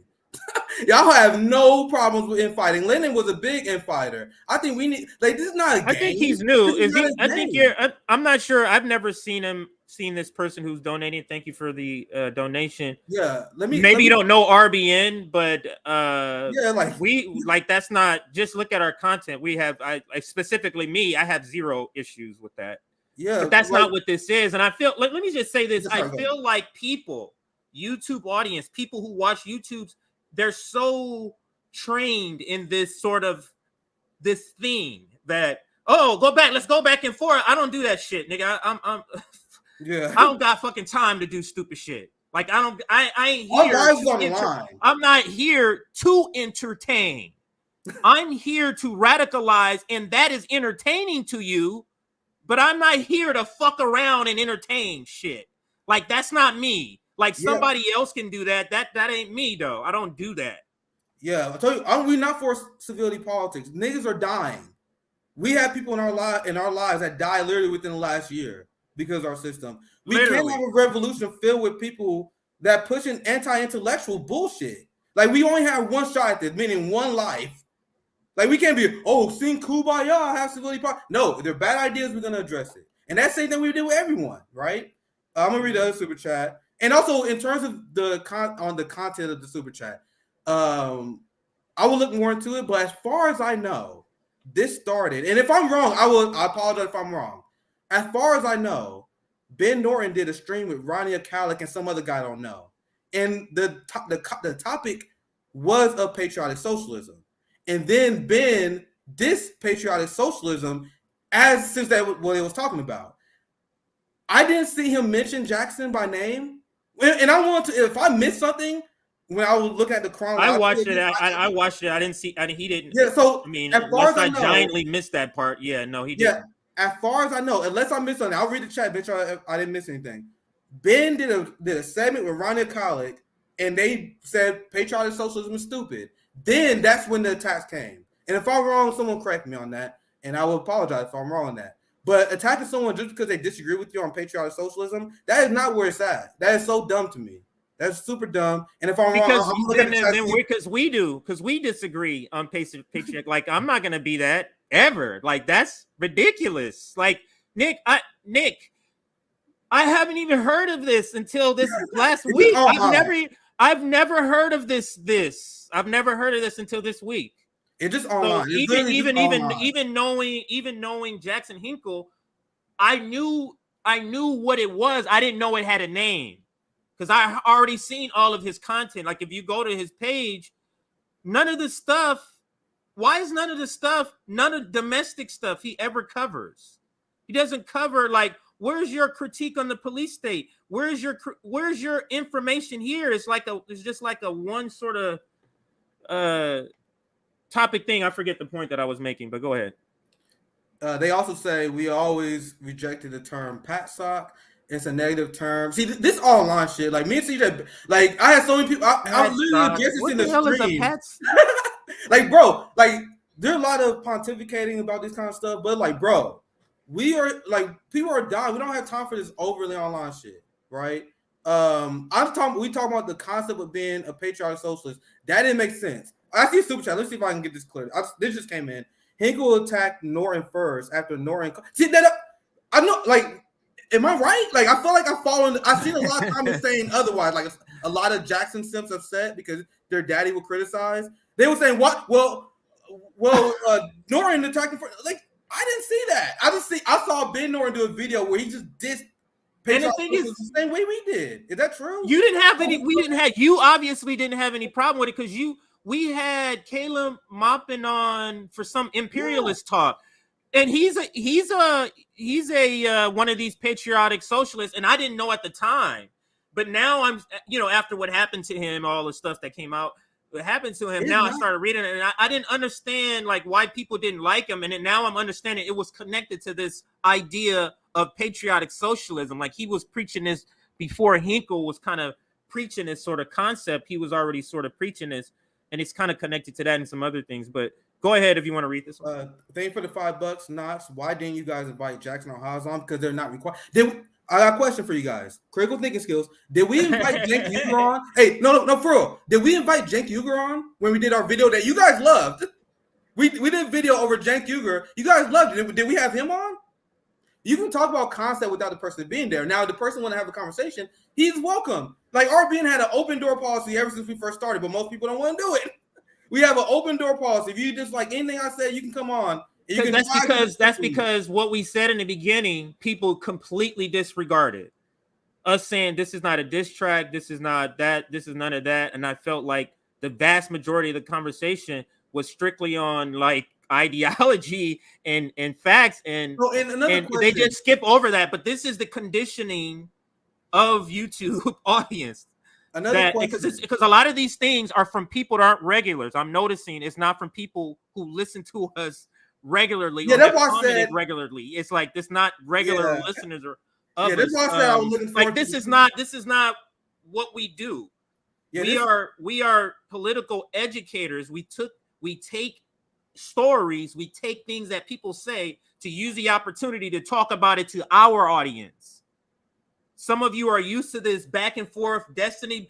Like I know you debated him, but there's a bunch of destiny. And I debated him because he asked me. Yeah, it's I know you had the invitation and you did, and that's what you're saying now. Like you'll come on and talk to him. That's no problem. But to say we're supposed to have him here, we didn't invite him because that's not what this conversation was about. Nothing of what we're going to say would be changed by anything he would say. Oh yeah, I told you guys I was looking forward to super chats. I saw him while I was in like, bro, I can't wait to go through these super chats. They were super fun because a lot of people we are not supposed to be a movement that take one guy and idolize him. Like the idea that we even would criticize someone that you like, which I like Jackson. I was obviously cool with Caleb Moppin, even though he's patriotic socialist. This fucking crazy cult-like reaction is beyond hilarious to me, and we should not be propping up one guy as our leader. I believe in a leaderless movement. So the fact that there's like stands melting down over very mild criticism, very, very, very, very mild criticism. But you see how you and I, Nick, and I love this about RBN. We don't skip over the comments. We put this shit up because there's RBN people who have been in other people's comments and sent super chats, and them motherfuckers didn't put that shit up at all. And we've seen this, we've seen it. So we don't have a problem putting it up. But we're RBN, and we're gonna be saying this a lot, is doing something different. We're not part of this left media sphere that you're used to, of this bickering bullshit. That's just not what I do. Because Nick, I'm not the type to go, nigga, I'm going ham. I'm gonna call you a bitch. I'm gonna say fuck this shit. You know what I'm saying? Like, I'm not doing that. I ain't civilly debating nobody. I'm using the language that I use when I'm passionate, and that's bitch, shit, fuck, piece of shit. You get what I'm saying? Like this. So that's not for YouTube consumption. If I'm really having a debate about ideas, you get what I'm saying? That's not that's somebody else. That's not CJ. Oh, you know this. You was right when you said that guy was. No, sorry. This is the same. Sorry, my bad. That's the same comment. My bad. I thought you left it twice. I was about to say, damn, did you really left the same? That's my bad. I fucked up. But anyway, let's get to. Sorry, I lost my spot for some reason. Another one. Just I think I looked up right here. $5. I'll put a star on it. Another one. Yeah, I found it. I lost my spot randomly for some reason. But anyway, thank you for the $5.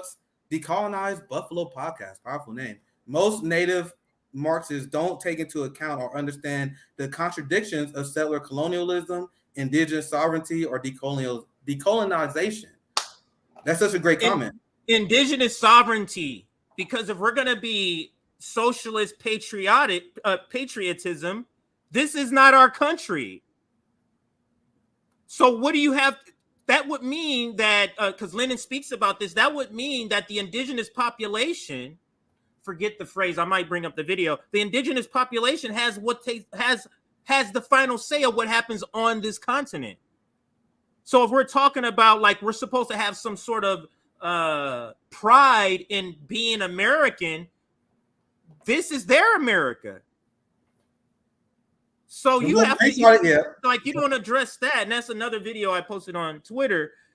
Perhaps I'll play. I didn't want to play it because the messenger is bad. Like he said, the messenger of that, the previous video, he's bad. And that's what I was going to say before I played it for Danny, but I stopped myself because I didn't want to taint what he said. But it was the only clip where the person was reading the item, and that's the reason why I picked it, because I already knew the guy was kind of not liked online by a lot of people. Yeah, I didn't know who he was. Yeah, because I picked it because he was the only one where I heard him actually reading the parts that I wanted to be read. But anyway, go ahead. With the most patriotic thing you can do is support the land back movement.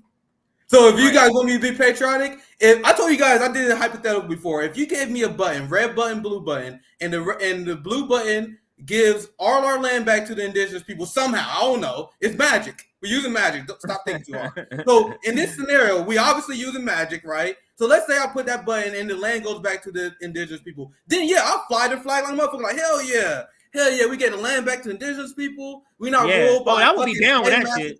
Yeah, I'll be hella patriotic then, nigga. I'm like, hell yeah, nigga. Whatever that flag, I'll be flying in like, hell yeah, this is the real Native American flag. Anyway, thank you for $5. Yeah, no, I never thought of it that way, and I agree. Like, if that's what we were referring to as who or what we're being patriotic to, then okay. But I assume we're talking about, since 1776 is what we're talking about when we're talking about the patriotism part of this. So. Thank you for the $50, Cyril. As soon as Jackson Hinkle started making personal attacks and smearing Ben Norton as a sex pat, but Jackson people are tone policing us right now. Isn't that funny? And saying that you can only be socialist if you're a patriot is when Jackson lost a lot of credibility. He became very smear merchant. He claims to hate. Well, I do want to say this. I slightly want to push back on something you said here, because as I said before, I don't believe in tone policing. I think you destroy the discussion when you call names, and that's why I don't think Ben Norton would ever debate Jackson, because he went there. So you destroy dialogue by doing that. I think it's a bad strategy to do that. But I'm not going to be mad. I'm honestly not mad when people, because this is real shit. Shit matters, man. But once again, I just want to highlight this once again for all the people who got mad at us for attacking Jackson Hinkle for having a substantive disagreement. Jackson was literally calling him I remember this. He literally called him a sex pad. But you guys are okay with that? You guys are okay with Jackson calling an anti-imperialist? Unserious people. It's unserious. That's why, to me, it just rolls off me because it's unserious. It's so unserious to me. Go ahead. Yeah. Thank you for the $100. I don't know what currency. I didn't see any of these things come through. I didn't realize we had so many. You was leading the conversation, so I was like, I'll start a super chat. The only anti-colonial spirit. The only anti-colonial spirit that founded the country was used to dupe a minority of. I love our community.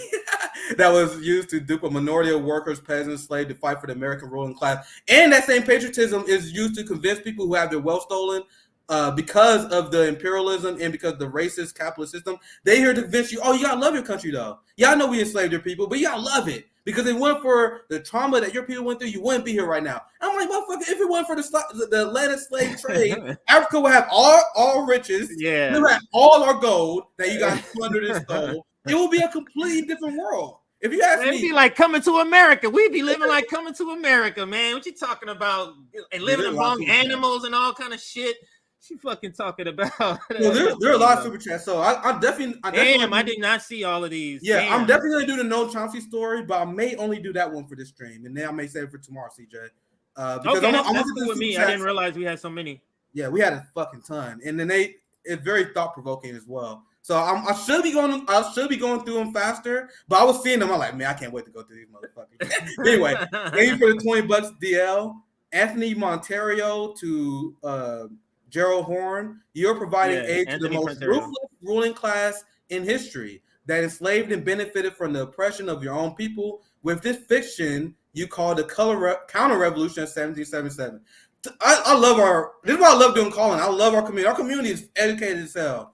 Great super chat. DL. Yeah, Anthony Montoro is the person who was on with. We did a little clip on him. He was on with Danny, as a matter of fact. That's weird. He was on with Danny and Margaret, and he was talking about the black working class having more in common with the capitalist class other than the white working population. He was like, that was weird. And what's up with black liberation? But so based. Absolutely. Go ahead. Y'all should really check out the Venus Project and Zeitgeist Movement, which talks about a system that goes beyond socialism. I'm not too familiar with that. I'll definitely check it out though. Thank you for the $10, Donnie. Yeah, there are a few people that said this. Yeah, I'm 100% clear.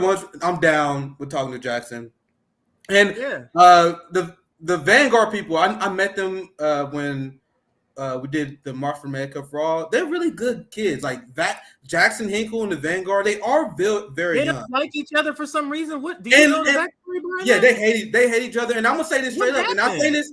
Is it the same lane? They're playing the same lane. Is that what it is? No. Well, it's a long story. I spare you. They don't like each other. And as a Kansas City friend, let me turn the light on. Sorry, it's getting dark. Getting dark in here. But as a Kansas City friend, Vanguard, please debate Jackson because they talk about him a lot. Everyone wanted to see it happen. We had I think, very mild criticism of him, and I'm down to talk to him. I do think, and I do agree with some people in the chat that said this. I do think it's weird when you talk shit about someone, but you're not willing to have a conversation with them. I don't feel like we've talked shit about him. Yeah. I don't feel like we've talked because I didn't say that. We didn't comment. Oh, I think I was referring more to the Vanguard. I didn't do that. We're talking about the ideology that he's saying. Yeah, I was referring to the Vanguard because the Vanguard does this thing where they refuse to debate him because they don't think he's serious. Oh, they said that? They said they don't want to debate him? Yeah, because they got like mad beat that go back for money. It would take. I don't really feel like when they were small, when they both were small channels. You talking about? They still like Jackson wanted to debate them, but they didn't want to do the debate. And I was like, bro, that kind of looked weak. That looked two against one. They didn't want to do. Yeah, that kind of. So I told you guys on this show, I'm not willing to criticize anyone I want to have a conversation with. Period. Any name that you heard dropped on this show ever, I want to debate. But I guarantee you, 99% of them won't debate me. But to get credit to Jackson, I do think he would. But what are we going to debate? My thing, the whole conversation was about we are not patriotic. So let's say me and Jackson have a debate about patriotic socialism. Is he going to convince me to be patriotic? Like, there's no debate to be had there. I'm down to have a conversation, right? To talk about what we right. There's nothing to debate because we're not saying for him not to be a socialist patriot. We're not saying that. Yeah, he can be that. Like, nobody has a problem with that. Nobody has a problem with Caleb Maupin being that. I have no problem with that. The problem is trying to say that anybody else other than yourself needs to be that. That's the problem, because we're going to be critiquing. And what's going to happen when Black and Indigenous people and brown people are critiquing the people that they want to, not the people, but critiquing the system. Not intentionally. Like, we're not saying, let me critique patriotism. We're critiquing America because of what America did to us. Aren't you going to feel some type of way if you're a socialist patriot? I would think so. I got 2 super chats from Go Peter ahead. Body, both for $5. One, once again, you guys kept saying this like as if I wouldn't do it. That was super weird. That's how I know that there was a lot of Jackson fans who don't watch the channel. Why would you guys think I'd be afraid to talk to him about this? No, they're all. I'm asking you guys now. Why would you think I would be afraid? I'm 100% down to talk to because they haven't seen this channel. Yeah. All these people that you've put up, these are literally new people. Yeah, like why would you think? People. Yeah, because none of these people are regular. I thought so. We usually get a lot of regular super chat people, and this is not. None of the people you put up so far are regulars. Yeah, I'm just saying. I know you guys are not regulars. Because why would I be like the implication that somehow I'm afraid to talk about patriotism with Hinkle? What the fuck? Like, are you guys even thinking when you type this stuff out? Thank you for the $2. Thank you for the super sticker. Thank you for the $5. Descendant, we got a lot of super chats. We got a lot of super chats. We're adding more. We're adding more. Yeah, we still got a fucking ton. My readers Ben and Jackson are talking. Oh, I didn't read this one. This was in reference to Danny talking about Jackson debating Destiny, which I did too. So that's not my criticism. Destiny reached out to you. Destiny reached out to you for a debate. Yeah. Everyone who reached out to me, like there was a guy, what's the fuck his name? Him or whatever. He's the guy who criticized the general strike system. He reached out to me weeks ago. I was like, bro, I would love for you to have a conversation. He backed out like 3 times. Destiny invited me on. All these people talk mad shit. I'm like, guys, if you got a problem with me, invite me on your show. They never do it. And Jackson, I think 100% down to debate anyone too. I'm just struggling to see where this debate will come. Like, what are we debating here? To address the super chat, I have no problem with them debating Destiny because I did, and I would debate more liberals if they had the balls to. Thank you for the $5. Dissonant Rage. My read is Ben and Jackson are talking past each other, and the patriotism they talk about is the patriotism for the people now, not the country. And this is what I agree with. If you want the people that say we should be patriotic because we take care of each other, that's like I'm like that's fine, that's great. I actually advocate for that. I believe in each other. I don't believe that. I don't call that patriotism. I believe that's exactly. Proletariat. That's proletariat class consciousness. Yeah, that's what I call that. Yeah, I don't call that patriotism. And I feel like we should be pushing that instead of patriotism. That's like maybe instead of just trying to get clicks and likes from like white rednecks, we should be like, hey, how about you just care for people? Isn't that a much more powerful message? I don't know. That's just me. Like, how about not just caring for someone just because they're from the United States? How about we care about the Haitians that buy and deported? Which I know Jackson does. I know Jackson cares about international affairs, but we should be trying to bring people to our side, right? But anyway, thank you for the $5. NRJ. Let's see how many more we got left. God damn, you guys. How did people who watch Jackson find this? Because the algorithm. We got Jackson. You put Jackson name in the title. Picture? Oh yeah. Yeah, you put Jackson name in the title. I knew it. Like, damn. I'm like, how did they even find us? We do shit all the time, and they don't find us for other shit. Yeah. Well, it's good. I hope you guys had. No, it's good. I hope you guys learned something. I hope you guys cope in the season. Either way. Thank you for the $5. Didn't Ben Norton push for the pro-vax mandates on everyone? That's authoritarian in my point of view, and that would be something I would disagree with him on. And yeah, but why do you say that? But let me just say this, Nick. Yeah, I'm about to say something too. Are you saying this? Are you saying this? Because what I don't like is when you say a person. I say Cornel West did this, blah blah blah. Isn't Cornel West better than somebody that's not black? I'm like, what? Like, so I'm just saying, like, do you think this negates any other good point Ben makes? That's what I want to make sure we understand. Like, for example, Kim Iverson, there's a lot of stuff I don't agree with her with, but does that make her something that she's not? Like, the disagreeing people, Nick, Americans are so like. Can I say something, CJ? We're so ingrained in canceling even before we gave it a name. Yes, I was just about to say that whole thing. Go ahead. Sorry, CJ. I was chopping at the bit because I saw this super chat earlier. So let me break your guys' cognitive dissonance here. Who are the people which I endorse this idea? How many times have we talked about coalition building on our network? I really hope you guys are learning something here. because I said I am willing to work with people I disagree with to get health care. I am willing to work with people I disagree with to end imperialism.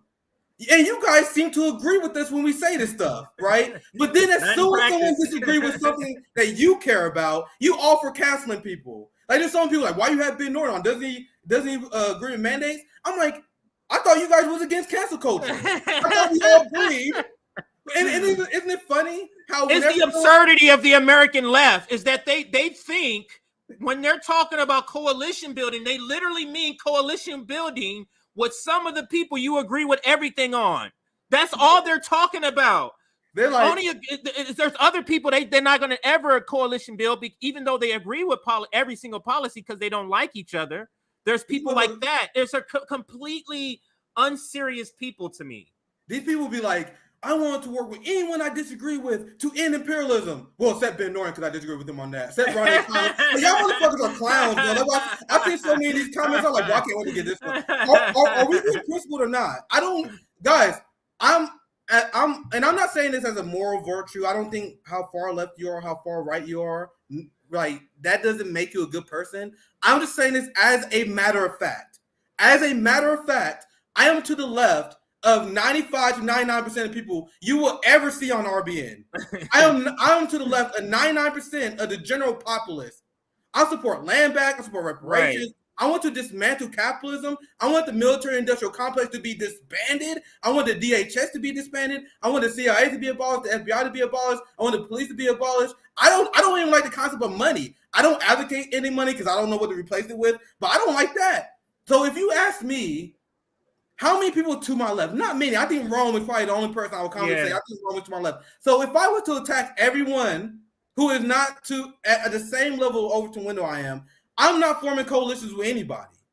So you guys keep saying this. I hear this from the same people I agree with. I say this too. We shouldn't be canceling people. We should form coalition where we agree. And then you guys say, yeah, I agree with that. But then as someone disagrees with something you care about.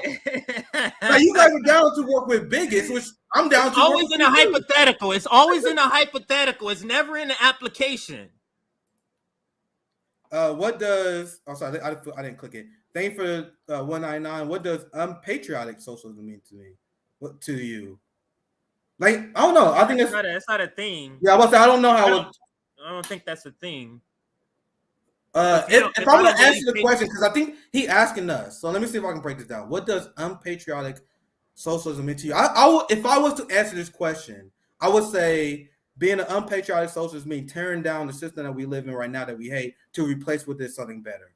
But that's not a thing, though.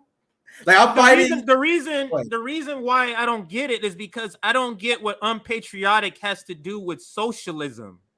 So I don't get the pairing of the two. Yeah, I don't get it either, but I tried. That's what I don't. Yeah, I don't get the pairing of the two. So go ahead. Thank you for the $2, Caleb. He did nothing wrong. Are you talking about his latest? Yeah, I saw some people were like, RB, y'all need to cover Caleb Maupin. Sabby did a breakdown on there. I saw what she did. I was like, all right, we don't need to beat the. Like, I wouldn't say this because we need to wait till the facts come out, man. You got a lot of people come out against Caleb Maupin.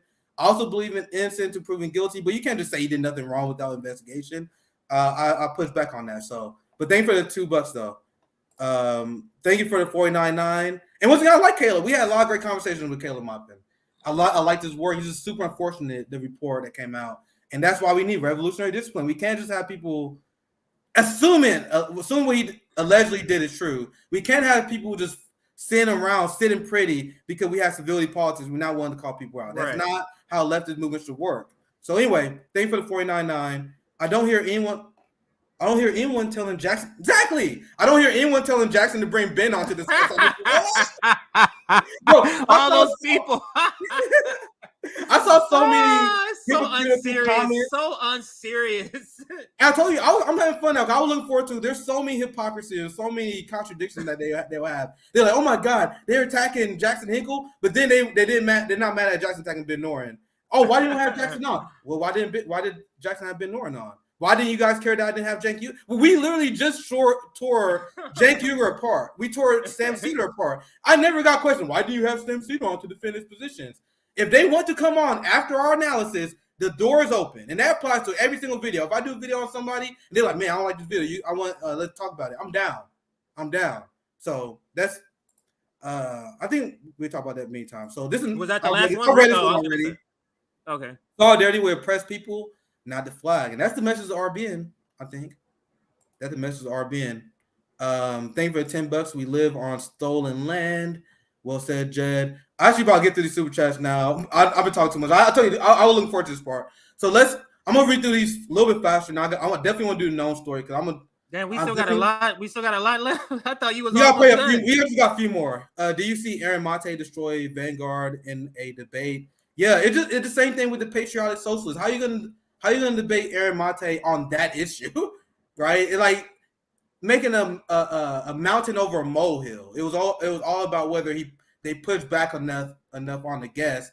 They end up looking bad because they were making once again a mountain out of a molehill. Something that's not that big of a deal. And that same thing with this. I don't know how we're gonna have a debate on that. But yeah, it wasn't. I don't know. I didn't finish the whole thing, but yeah, it wasn't great. Wasn't great. I think the only thing that kind of struck me, and I like the Vanguard boys. I met them. They KC comrades. The only thing that struck me, which is weird, and I noticed this as a trend, people, and even like what CJ said, even with our criticism of Jackson, I didn't attack him as a person because, like, I feel like there got to be some sort of grace we give anti-imperialists, right? So I was trying to make sure every single attack is based on fact. I noticed in that debate, there was way more hostile towards Aaron Mate than they was fucking Voss. They had fucking Ryan Grimm and Voss on their show, and they handled them with kids' gloves. But you have Aaron Mate on, and then you treat him like he's an enemy? That's the only thing I thought was super weird. That's the only real comment I have on that debate.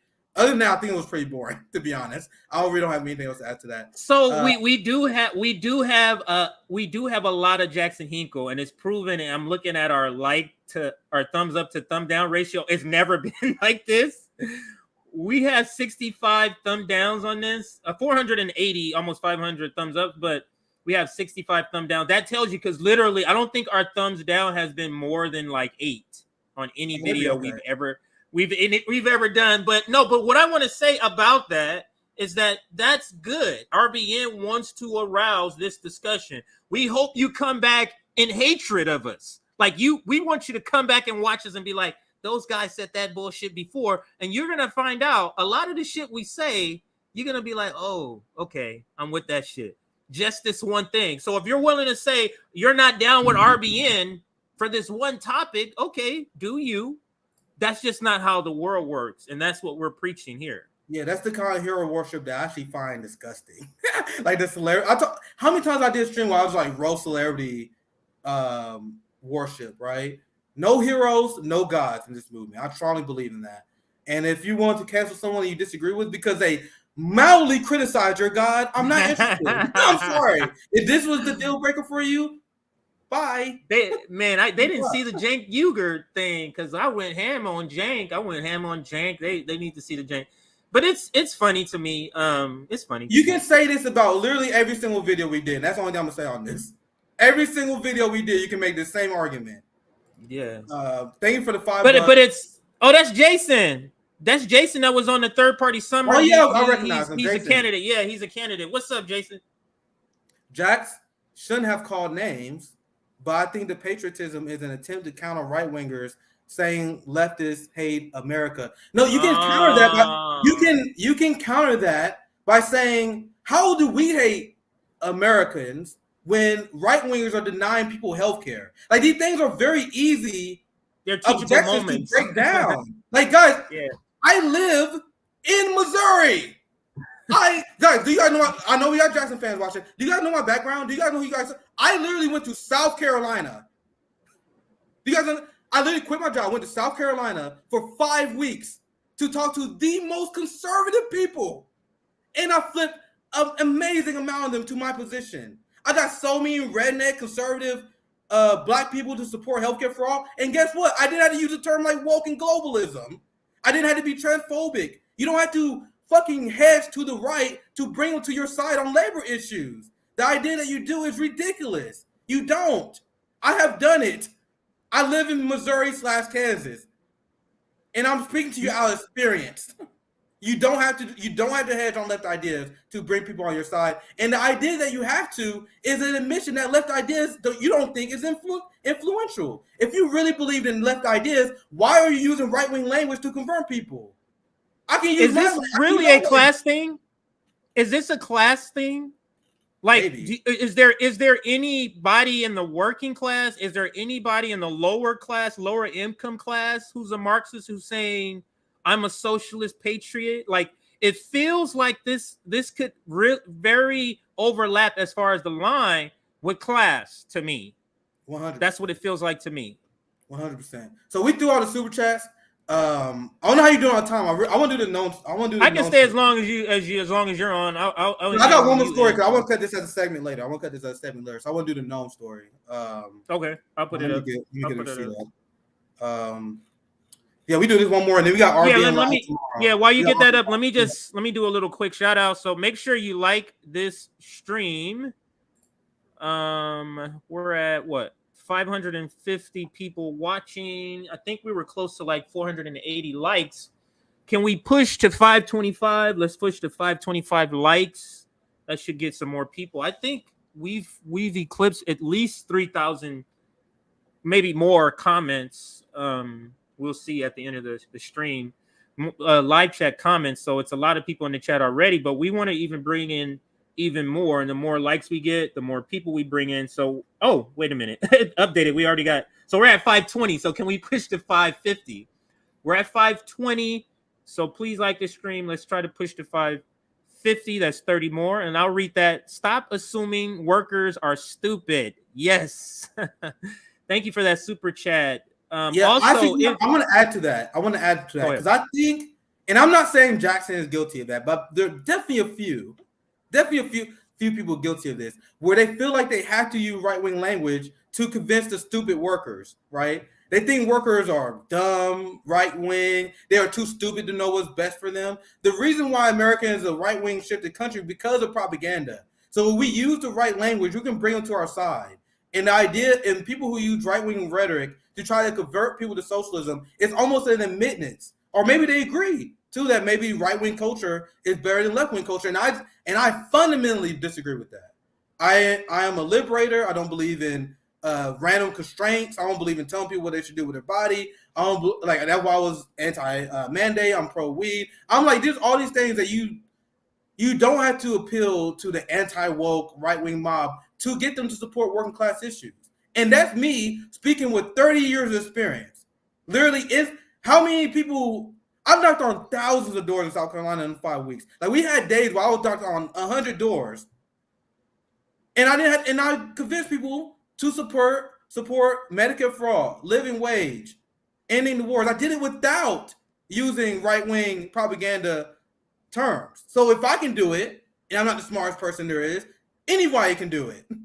So anyway, let's get to the no story. I was ready to last super chat. One second. Let me shout this out before you move to that next story, because it gives us the time. So join our mailing list so you get emails you get notifications through emails for streams like this when they're impromptu. Sometimes Nick and I will just go at a time that's not normal. We'll have a guest that's not normal. So if you want to get notification, join our Substack. We send those out. Also, our subscribers at 21,235. The last 2 weeks we've jumped maybe 400, 500 subscribers. So thank for all of those that have subscribed. And if you're watching and you are even a Jackson Hinkle fan, subscribe here and see if you agree with us on other things, and you might be somebody who we could work with in the struggle against the imperialist power. And I'll pass it back to you, Nick, for the next story. So that was fun. Let's do let's get into some imperialism talk. Excuse me. So let's see. I'm gonna start stepping this way. Noam Chomsky is every 4 years the liberals will platform him. Every 4 years you will hear liberals mention Noam Chomsky. That's where, as a reformist, he keep doing this thing where he believe in the lesser two evils, where he tell people to vote for the Democratic Party, and those are the only time that liberals will listen to Noam Chomsky. Like, oh my, he will, and the reason why they do this is because they view Noam Chomsky as the manager of the left. Like, hey, Noam Chomsky say he would vote for Biden. Why aren't you voting for Biden? Do you know something that Noam Chomsky doesn't? And I'm like, yes, I do, because Noam Chomsky said that we should vote for Joe Biden because of climate. So yes, I did know something that Noam Chomsky didn't know, because Joe Biden is expanding fracking, the military-industrial complex, created a climate bill that gives more subsidies to the companies that are causing the climate crisis. So saying that you should vote for Joe Biden for climate is really dumb, and I wish I could have told Noam that. But anyway, they try him out every 4 years just to tell people to vote for Democrat. And recently, they tried him out because his brain was broken when he said pretty much vaccinated people deserve to die. So he had a lot of bad taste recently. But in terms of anti-imperialism, Chomsky's always on point for the most part. Obviously, there's maybe small disagreements, but for the most part, when it comes to calling out the imperialism of European countries, the United States, he has been on point. So now the same liberals that tried out Noam Chomsky to shame the unvaccinated, the same liberals who put out Noam Chomsky to vote shame leftists into voting for Jim Crow Joe, the most racist politician in modern American history, they're now melting down because this same Noam Chomsky is telling the truth about Ukraine. So we did about 3 segments on this before. This is a new update, a new interview they did, which explores something that we've been talking about for quite a long time, how this Ukraine war, like Mark Henry said, is the most propagandized war, and it's not even close. So I think our preface had enough.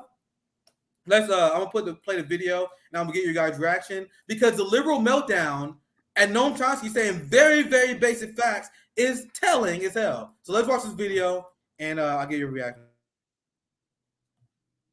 So you have media which encourage debate, looks as if it's open, lots of lively debate within a narrow framework of presuppositions, which are the propaganda system.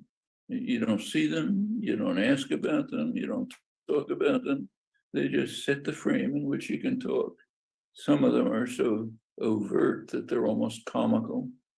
Like right now, if you're a respectable writer, you want to be right in the main journals, you talk about the Russian invasion of Ukraine, you have to call it the unprovoked Russian invasion of Ukraine. It's a very interesting phrase. It was never used before. You look back at like in Iraq, which was totally unprovoked. Nobody ever called it the unprovoked invasion of Iraq. In fact, I don't know if the term was ever used. If it was very marginal. Now you look it up on Google, and hundreds, thousands of hits. Every article comes out has to talk about the unprovoked invasion of Ukraine. Why? Because they know perfectly well it's provoked. It doesn't justify it, but it was massively provoked. Top US diplomats have been talking about this for 30 years. Even the head of the CIA. Yes, it's provoked and it's crazy, it's reckless.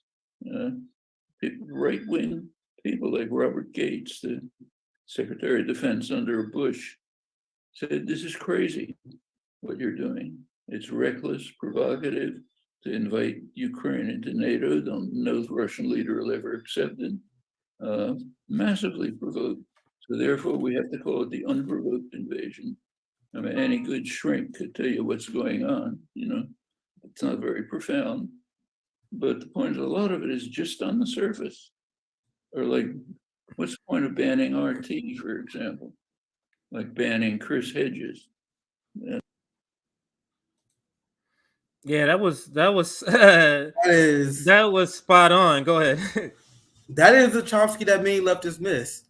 And Chomsky, from the very beginning of the Ukraine war, has been based. So what Chomsky just described there is exactly what I have described that got me called a Putin puppet countless times. Whenever you bring up the historical facts around Ukraine, how NATO literally escalated the situation, the West escalated the situation. Joe Biden famously gave a speech like 20 years ago where he said, yeah, NATO encroachment near Russian border will constitute, that will be the red line for Russia. Every country has a red line. It's upon the international community to maintain peace through diplomacy. NATO in the West says, screw diplomacy. And you have Putin that in the months leading up to this, and I have a receipt I can show you guys what this guy's explaining. He was doing everything he can to prevent this. Like he was like, guys, stop NATO encroachment. Hey, let's negotiate. What do we have to do to stop you guys from expanding NATO? Like he was like begging people not to expand NATO, and they're like, fuck you, you ain't gonna do anything anyway, you pussy. You're not gonna do anything. We're gonna expand NATO right next to your border. You're not gonna do anything next about it. So then Putin does something about it, and then the international community does this propaganda campaign that Noam Chomsky just describes here, where he's like, they have to say unprovoked invasion. And like you said, did they use unprovoked invasion of Iraq? Even though it quite literally was unprovoked, we used 9/11 as a justification to invade Iraq, even though all the fighters are from Saudi Arabia, at least 6 down to 18, right? And the reason why they had to do this because they had to build Putin as the bad guy. And I've seen many MSNBC segments, Fox News segments, where they're like, man, Putin, he just snapped one day. And that's the narrative. If you watch any mainstream coverage, they're like, man, Putin, he was cool, but then all of a sudden he just snapped. And he decided to take Ukraine on a whim. On a whim, he randomly decided to take Ukraine. And then if you bring up the fact that, hey, it was NATO and the United States who got into this war in the first place. Liberals melt down. So I'm gonna show you guys one example. I'm blocked by a lot of these fucking imperialists, but I found one because look, this one got almost 4,000 likes, and you will see this meme tweeted everywhere because liberals are had enough of Chomsky because ever since the beginning. They had enough. They're done with Chomsky. Ever since the beginning of this Ukraine conflict, he was like, guys, look at what the fuck NATO is doing. Why are you guys starting this war? The last video we played, Noam Chomsky was like, if you guys want to end this war, why not just stop NATO? Why not listen to Putin's demands? Because that's how international community thrive. You have diplomacy. Peace does not exist by saying, I'm going to cross your red lines. You better not do anything about it. That is not how human history has worked. And that is not how countries and nation diplomacy ever worked. But if you bring that up, he'll call it Putin sympathizer, which I've seen him call Noam Chomsky. This is one of the many brain dead memes I've seen. 4,000 likes, remember. Where they get mad. This guy said, I would rather not be murdered by Russia for no reason. See? You see how he add no reason? You see the coordinated effort to try and erase all historical context behind this? Is this something that a side that know they're in the right would do? Censoring journalists, pulling RT, blatantly lying about history, something that we all knew what happened. And I have another video I'm going to play to you guys of a NATO executive straight up admitting it. So yeah, I saw that. Let me get to that video because I just brought it up. But you see, this is the meme. Have you considered that the United States has also done bad things? Yeah, so they're mocking Noam Chomsky because Noam Chomsky had the audacity to bring up the fact that the CIA was in Ukraine first. In 2014, they were training neo-Nazi Azov Battalion. So yes, bringing up the fact that the United States created this conflict is very relevant, but liberals do not like historical context. Let me see if here it is. I pulled this article up so many times I know I can find it. Here's the receipt. This is what been widely reported until this invasion happened. CIA maybe bringing. Then they had to switch it up in Ukraine. This was written January 2022. People used to acknowledge this. Now, if you bring this up, they're like, "Oh my God!" Did what Cenk Uygur said. Remember with Bree? You bring up Nazis in Ukraine, you pushing right-wing conspiracy theories. Remember that fucking Cenk did? I saw that. Not even I remember that. That's even them saying that. Yeah, they're fucking Nazis in Ukraine that the United States propped up. So before I go on, I know I'm ranting for a while. Do you have anything you want to ask, CJ, before I go to the next receipt? No, continue. Go ahead. Let me show you guys. Fucking fuck. They deleted the tweet. God damn it. I got another receipt. I was about to show you the receipt. Damn, I know. You can still tell us about it though. I'll tell you guys about it. It was a NATO executive.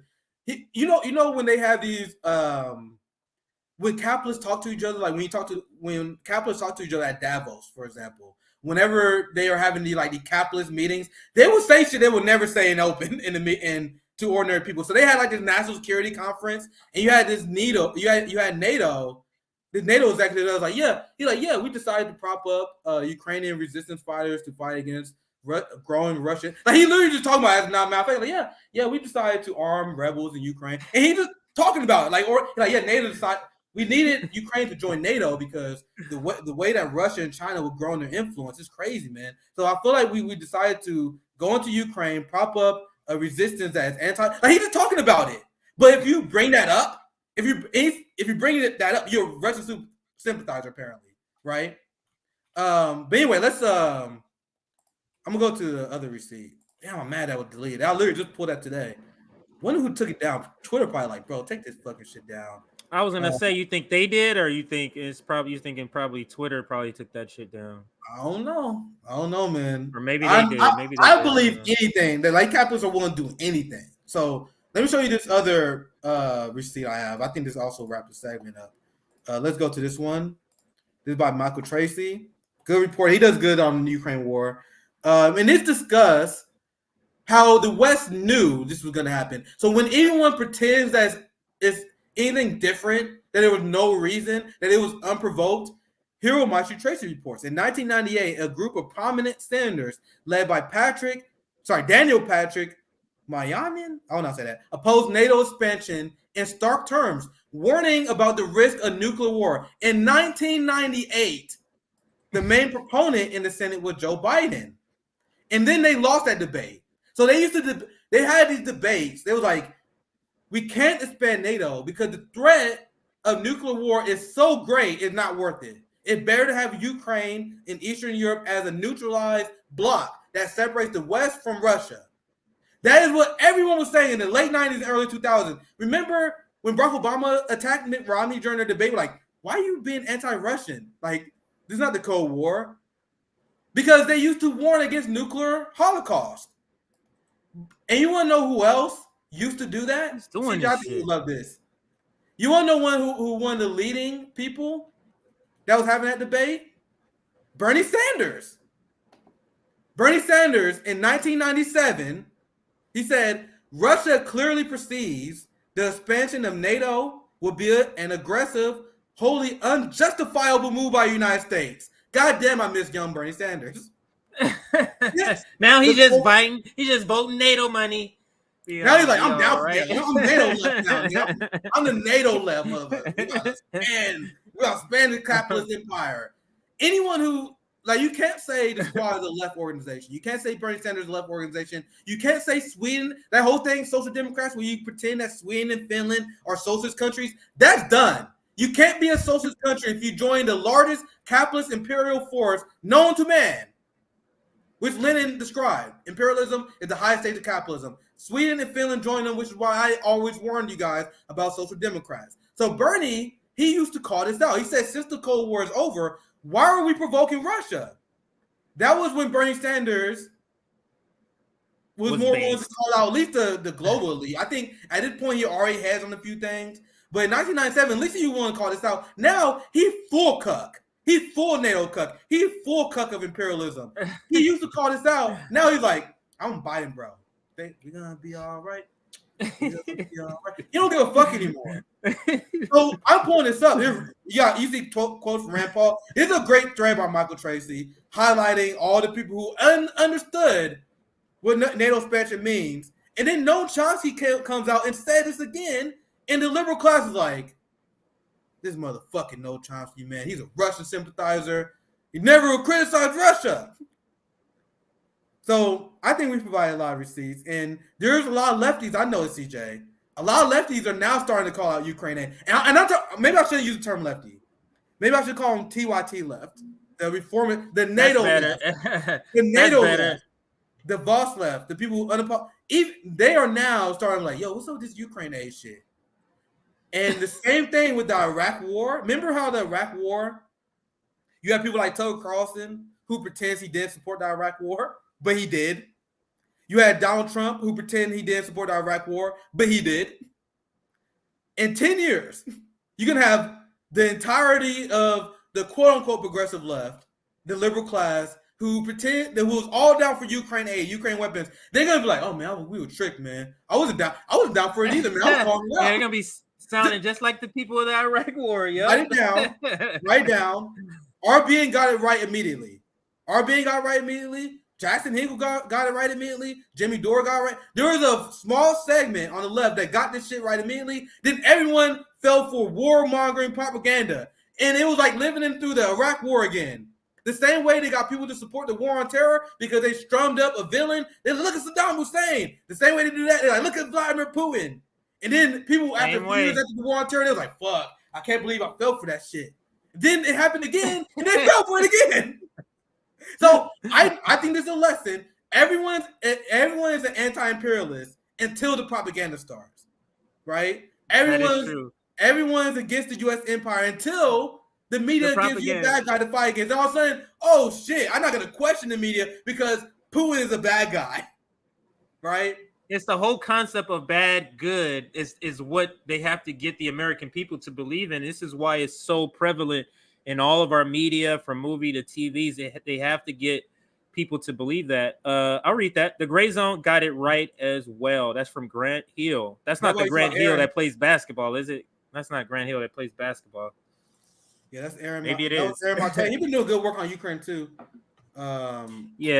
Yeah, two great anti-imperialists. Wyatt Reed is another anti. We have some great journalist friends. Max Blumenthal of the network. When you think about it, we got some great journalist friends of the network. That's the best part of the expansion of RB. And I'm having a conversation with Aaron Mate, fucking Max Blumenthal. Like I'm literally talking to people. That was a fire one. I used to read their work, bro.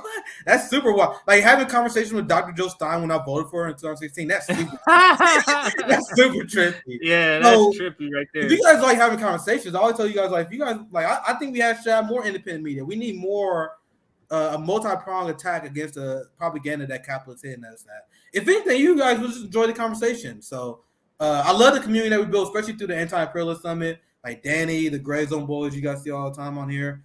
That's what it's all about. That's and educating each other. I love it. 100%. Richard Medhurst, another one. I need to email him.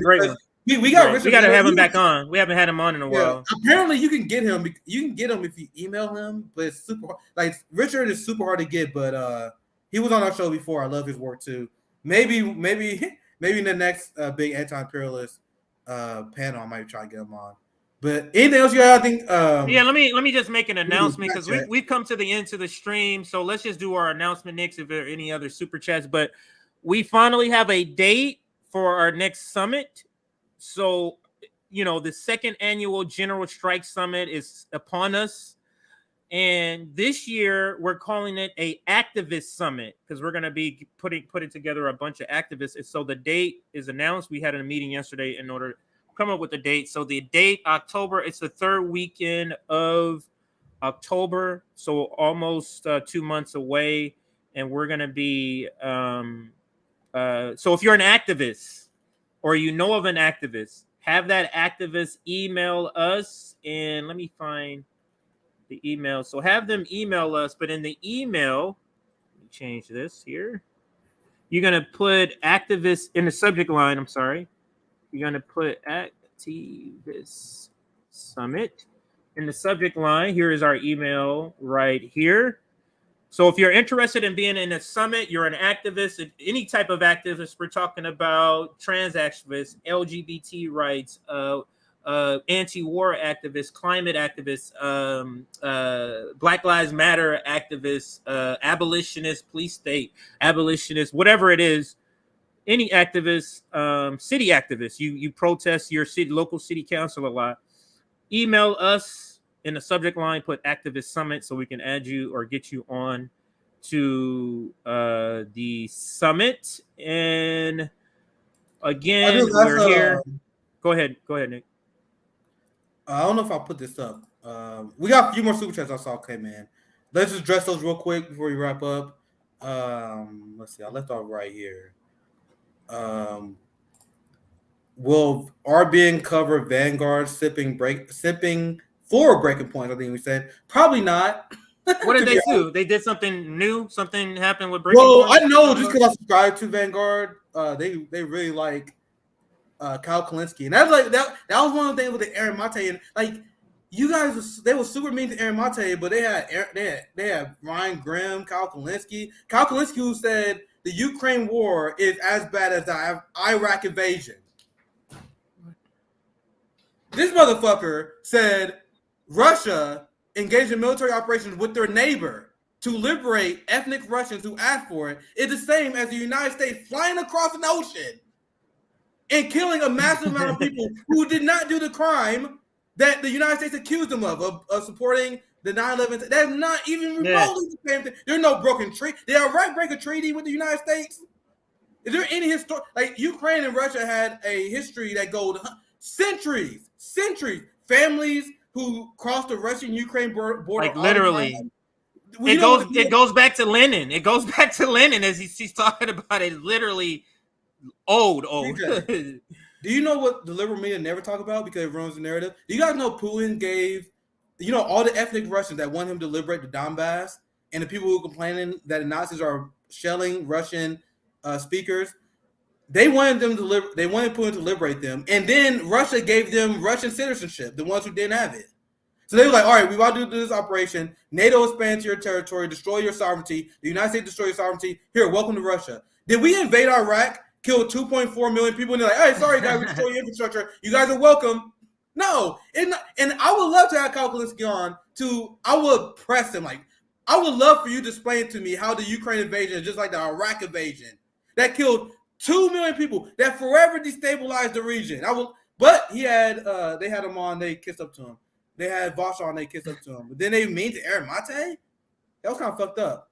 And I like the Vanguard. Because once again, I met them. They from Kansas City. And just like Jackson, they young.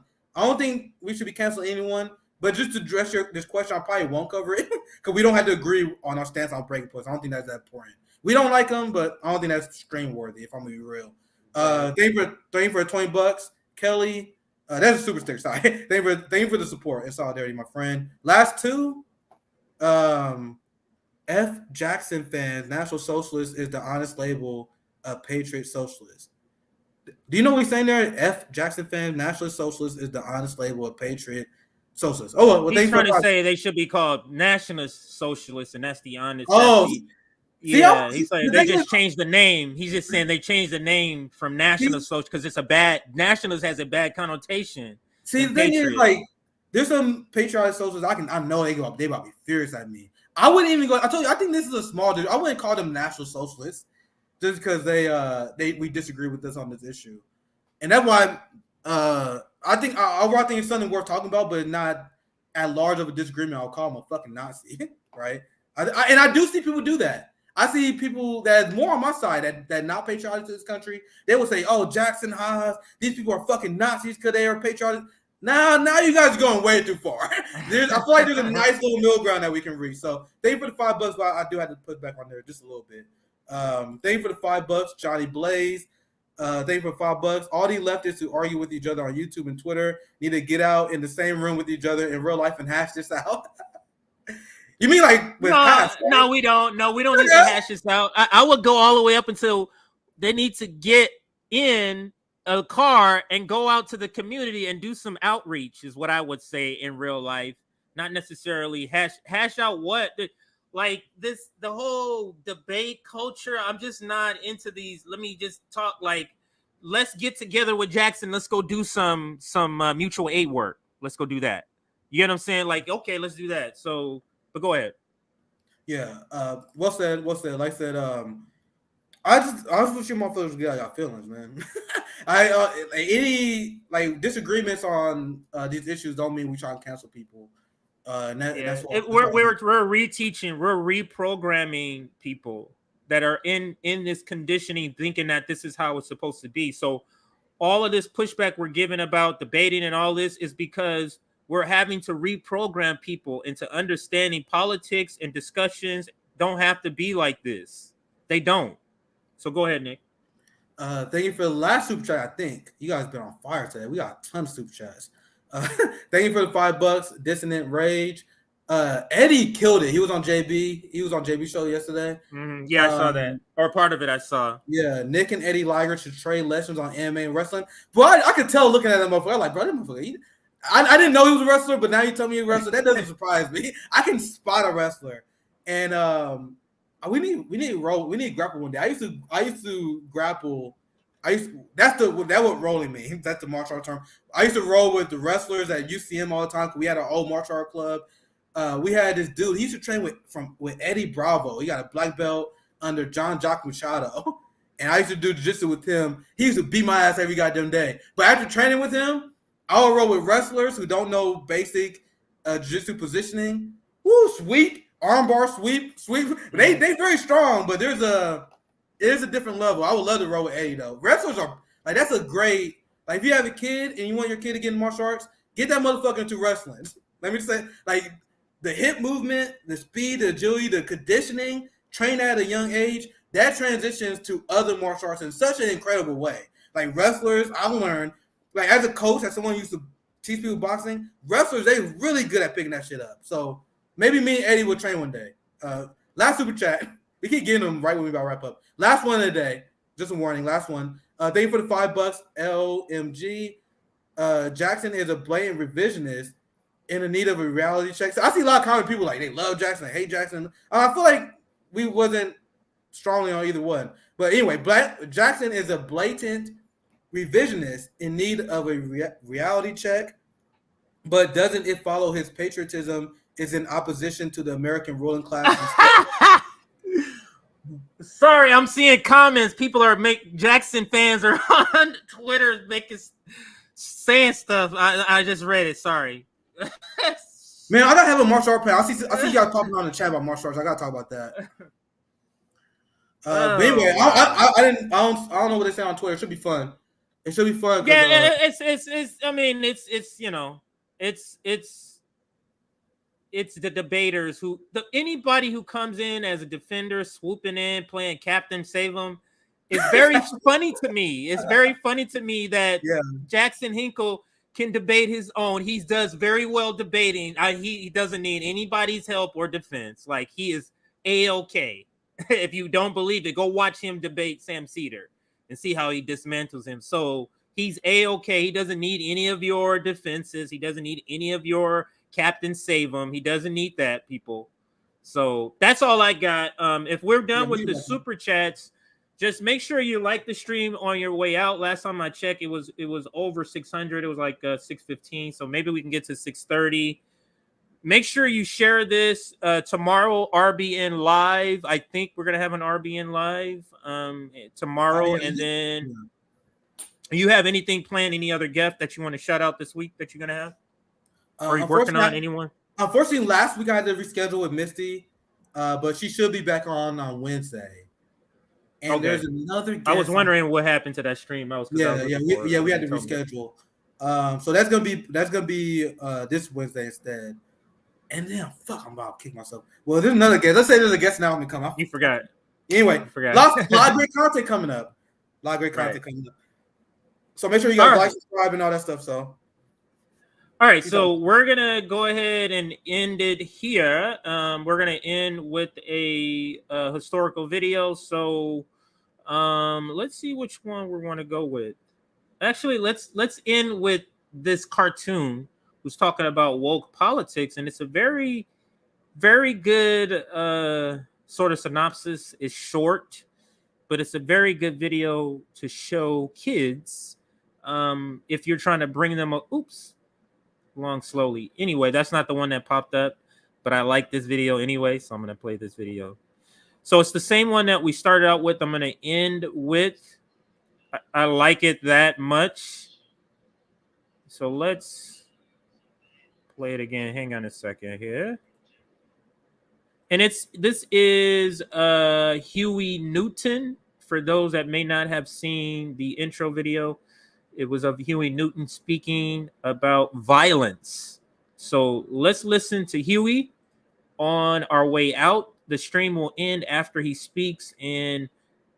Oops, I almost took myself out. The stream will end after he speaks. And thank you for joining us. And see you tomorrow for RBN Live. let's see, where is the?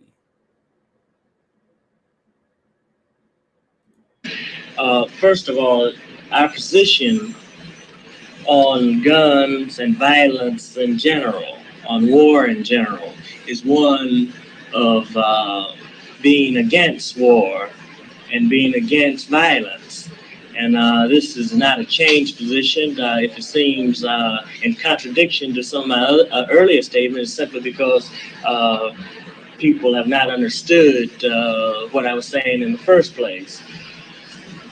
That I say that violence, war, and guns are a thing that the Black Panther Party would like to see gotten rid of.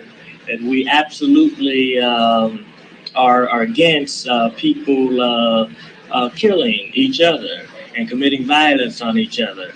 But also we recognize that we don't advocate that the oppressed people, that the victims leave themselves subject to the aggressions of the criminal.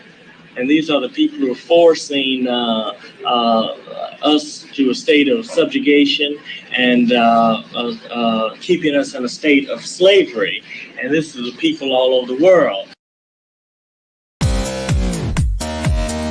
For instance, I'm sure the Vietnamese people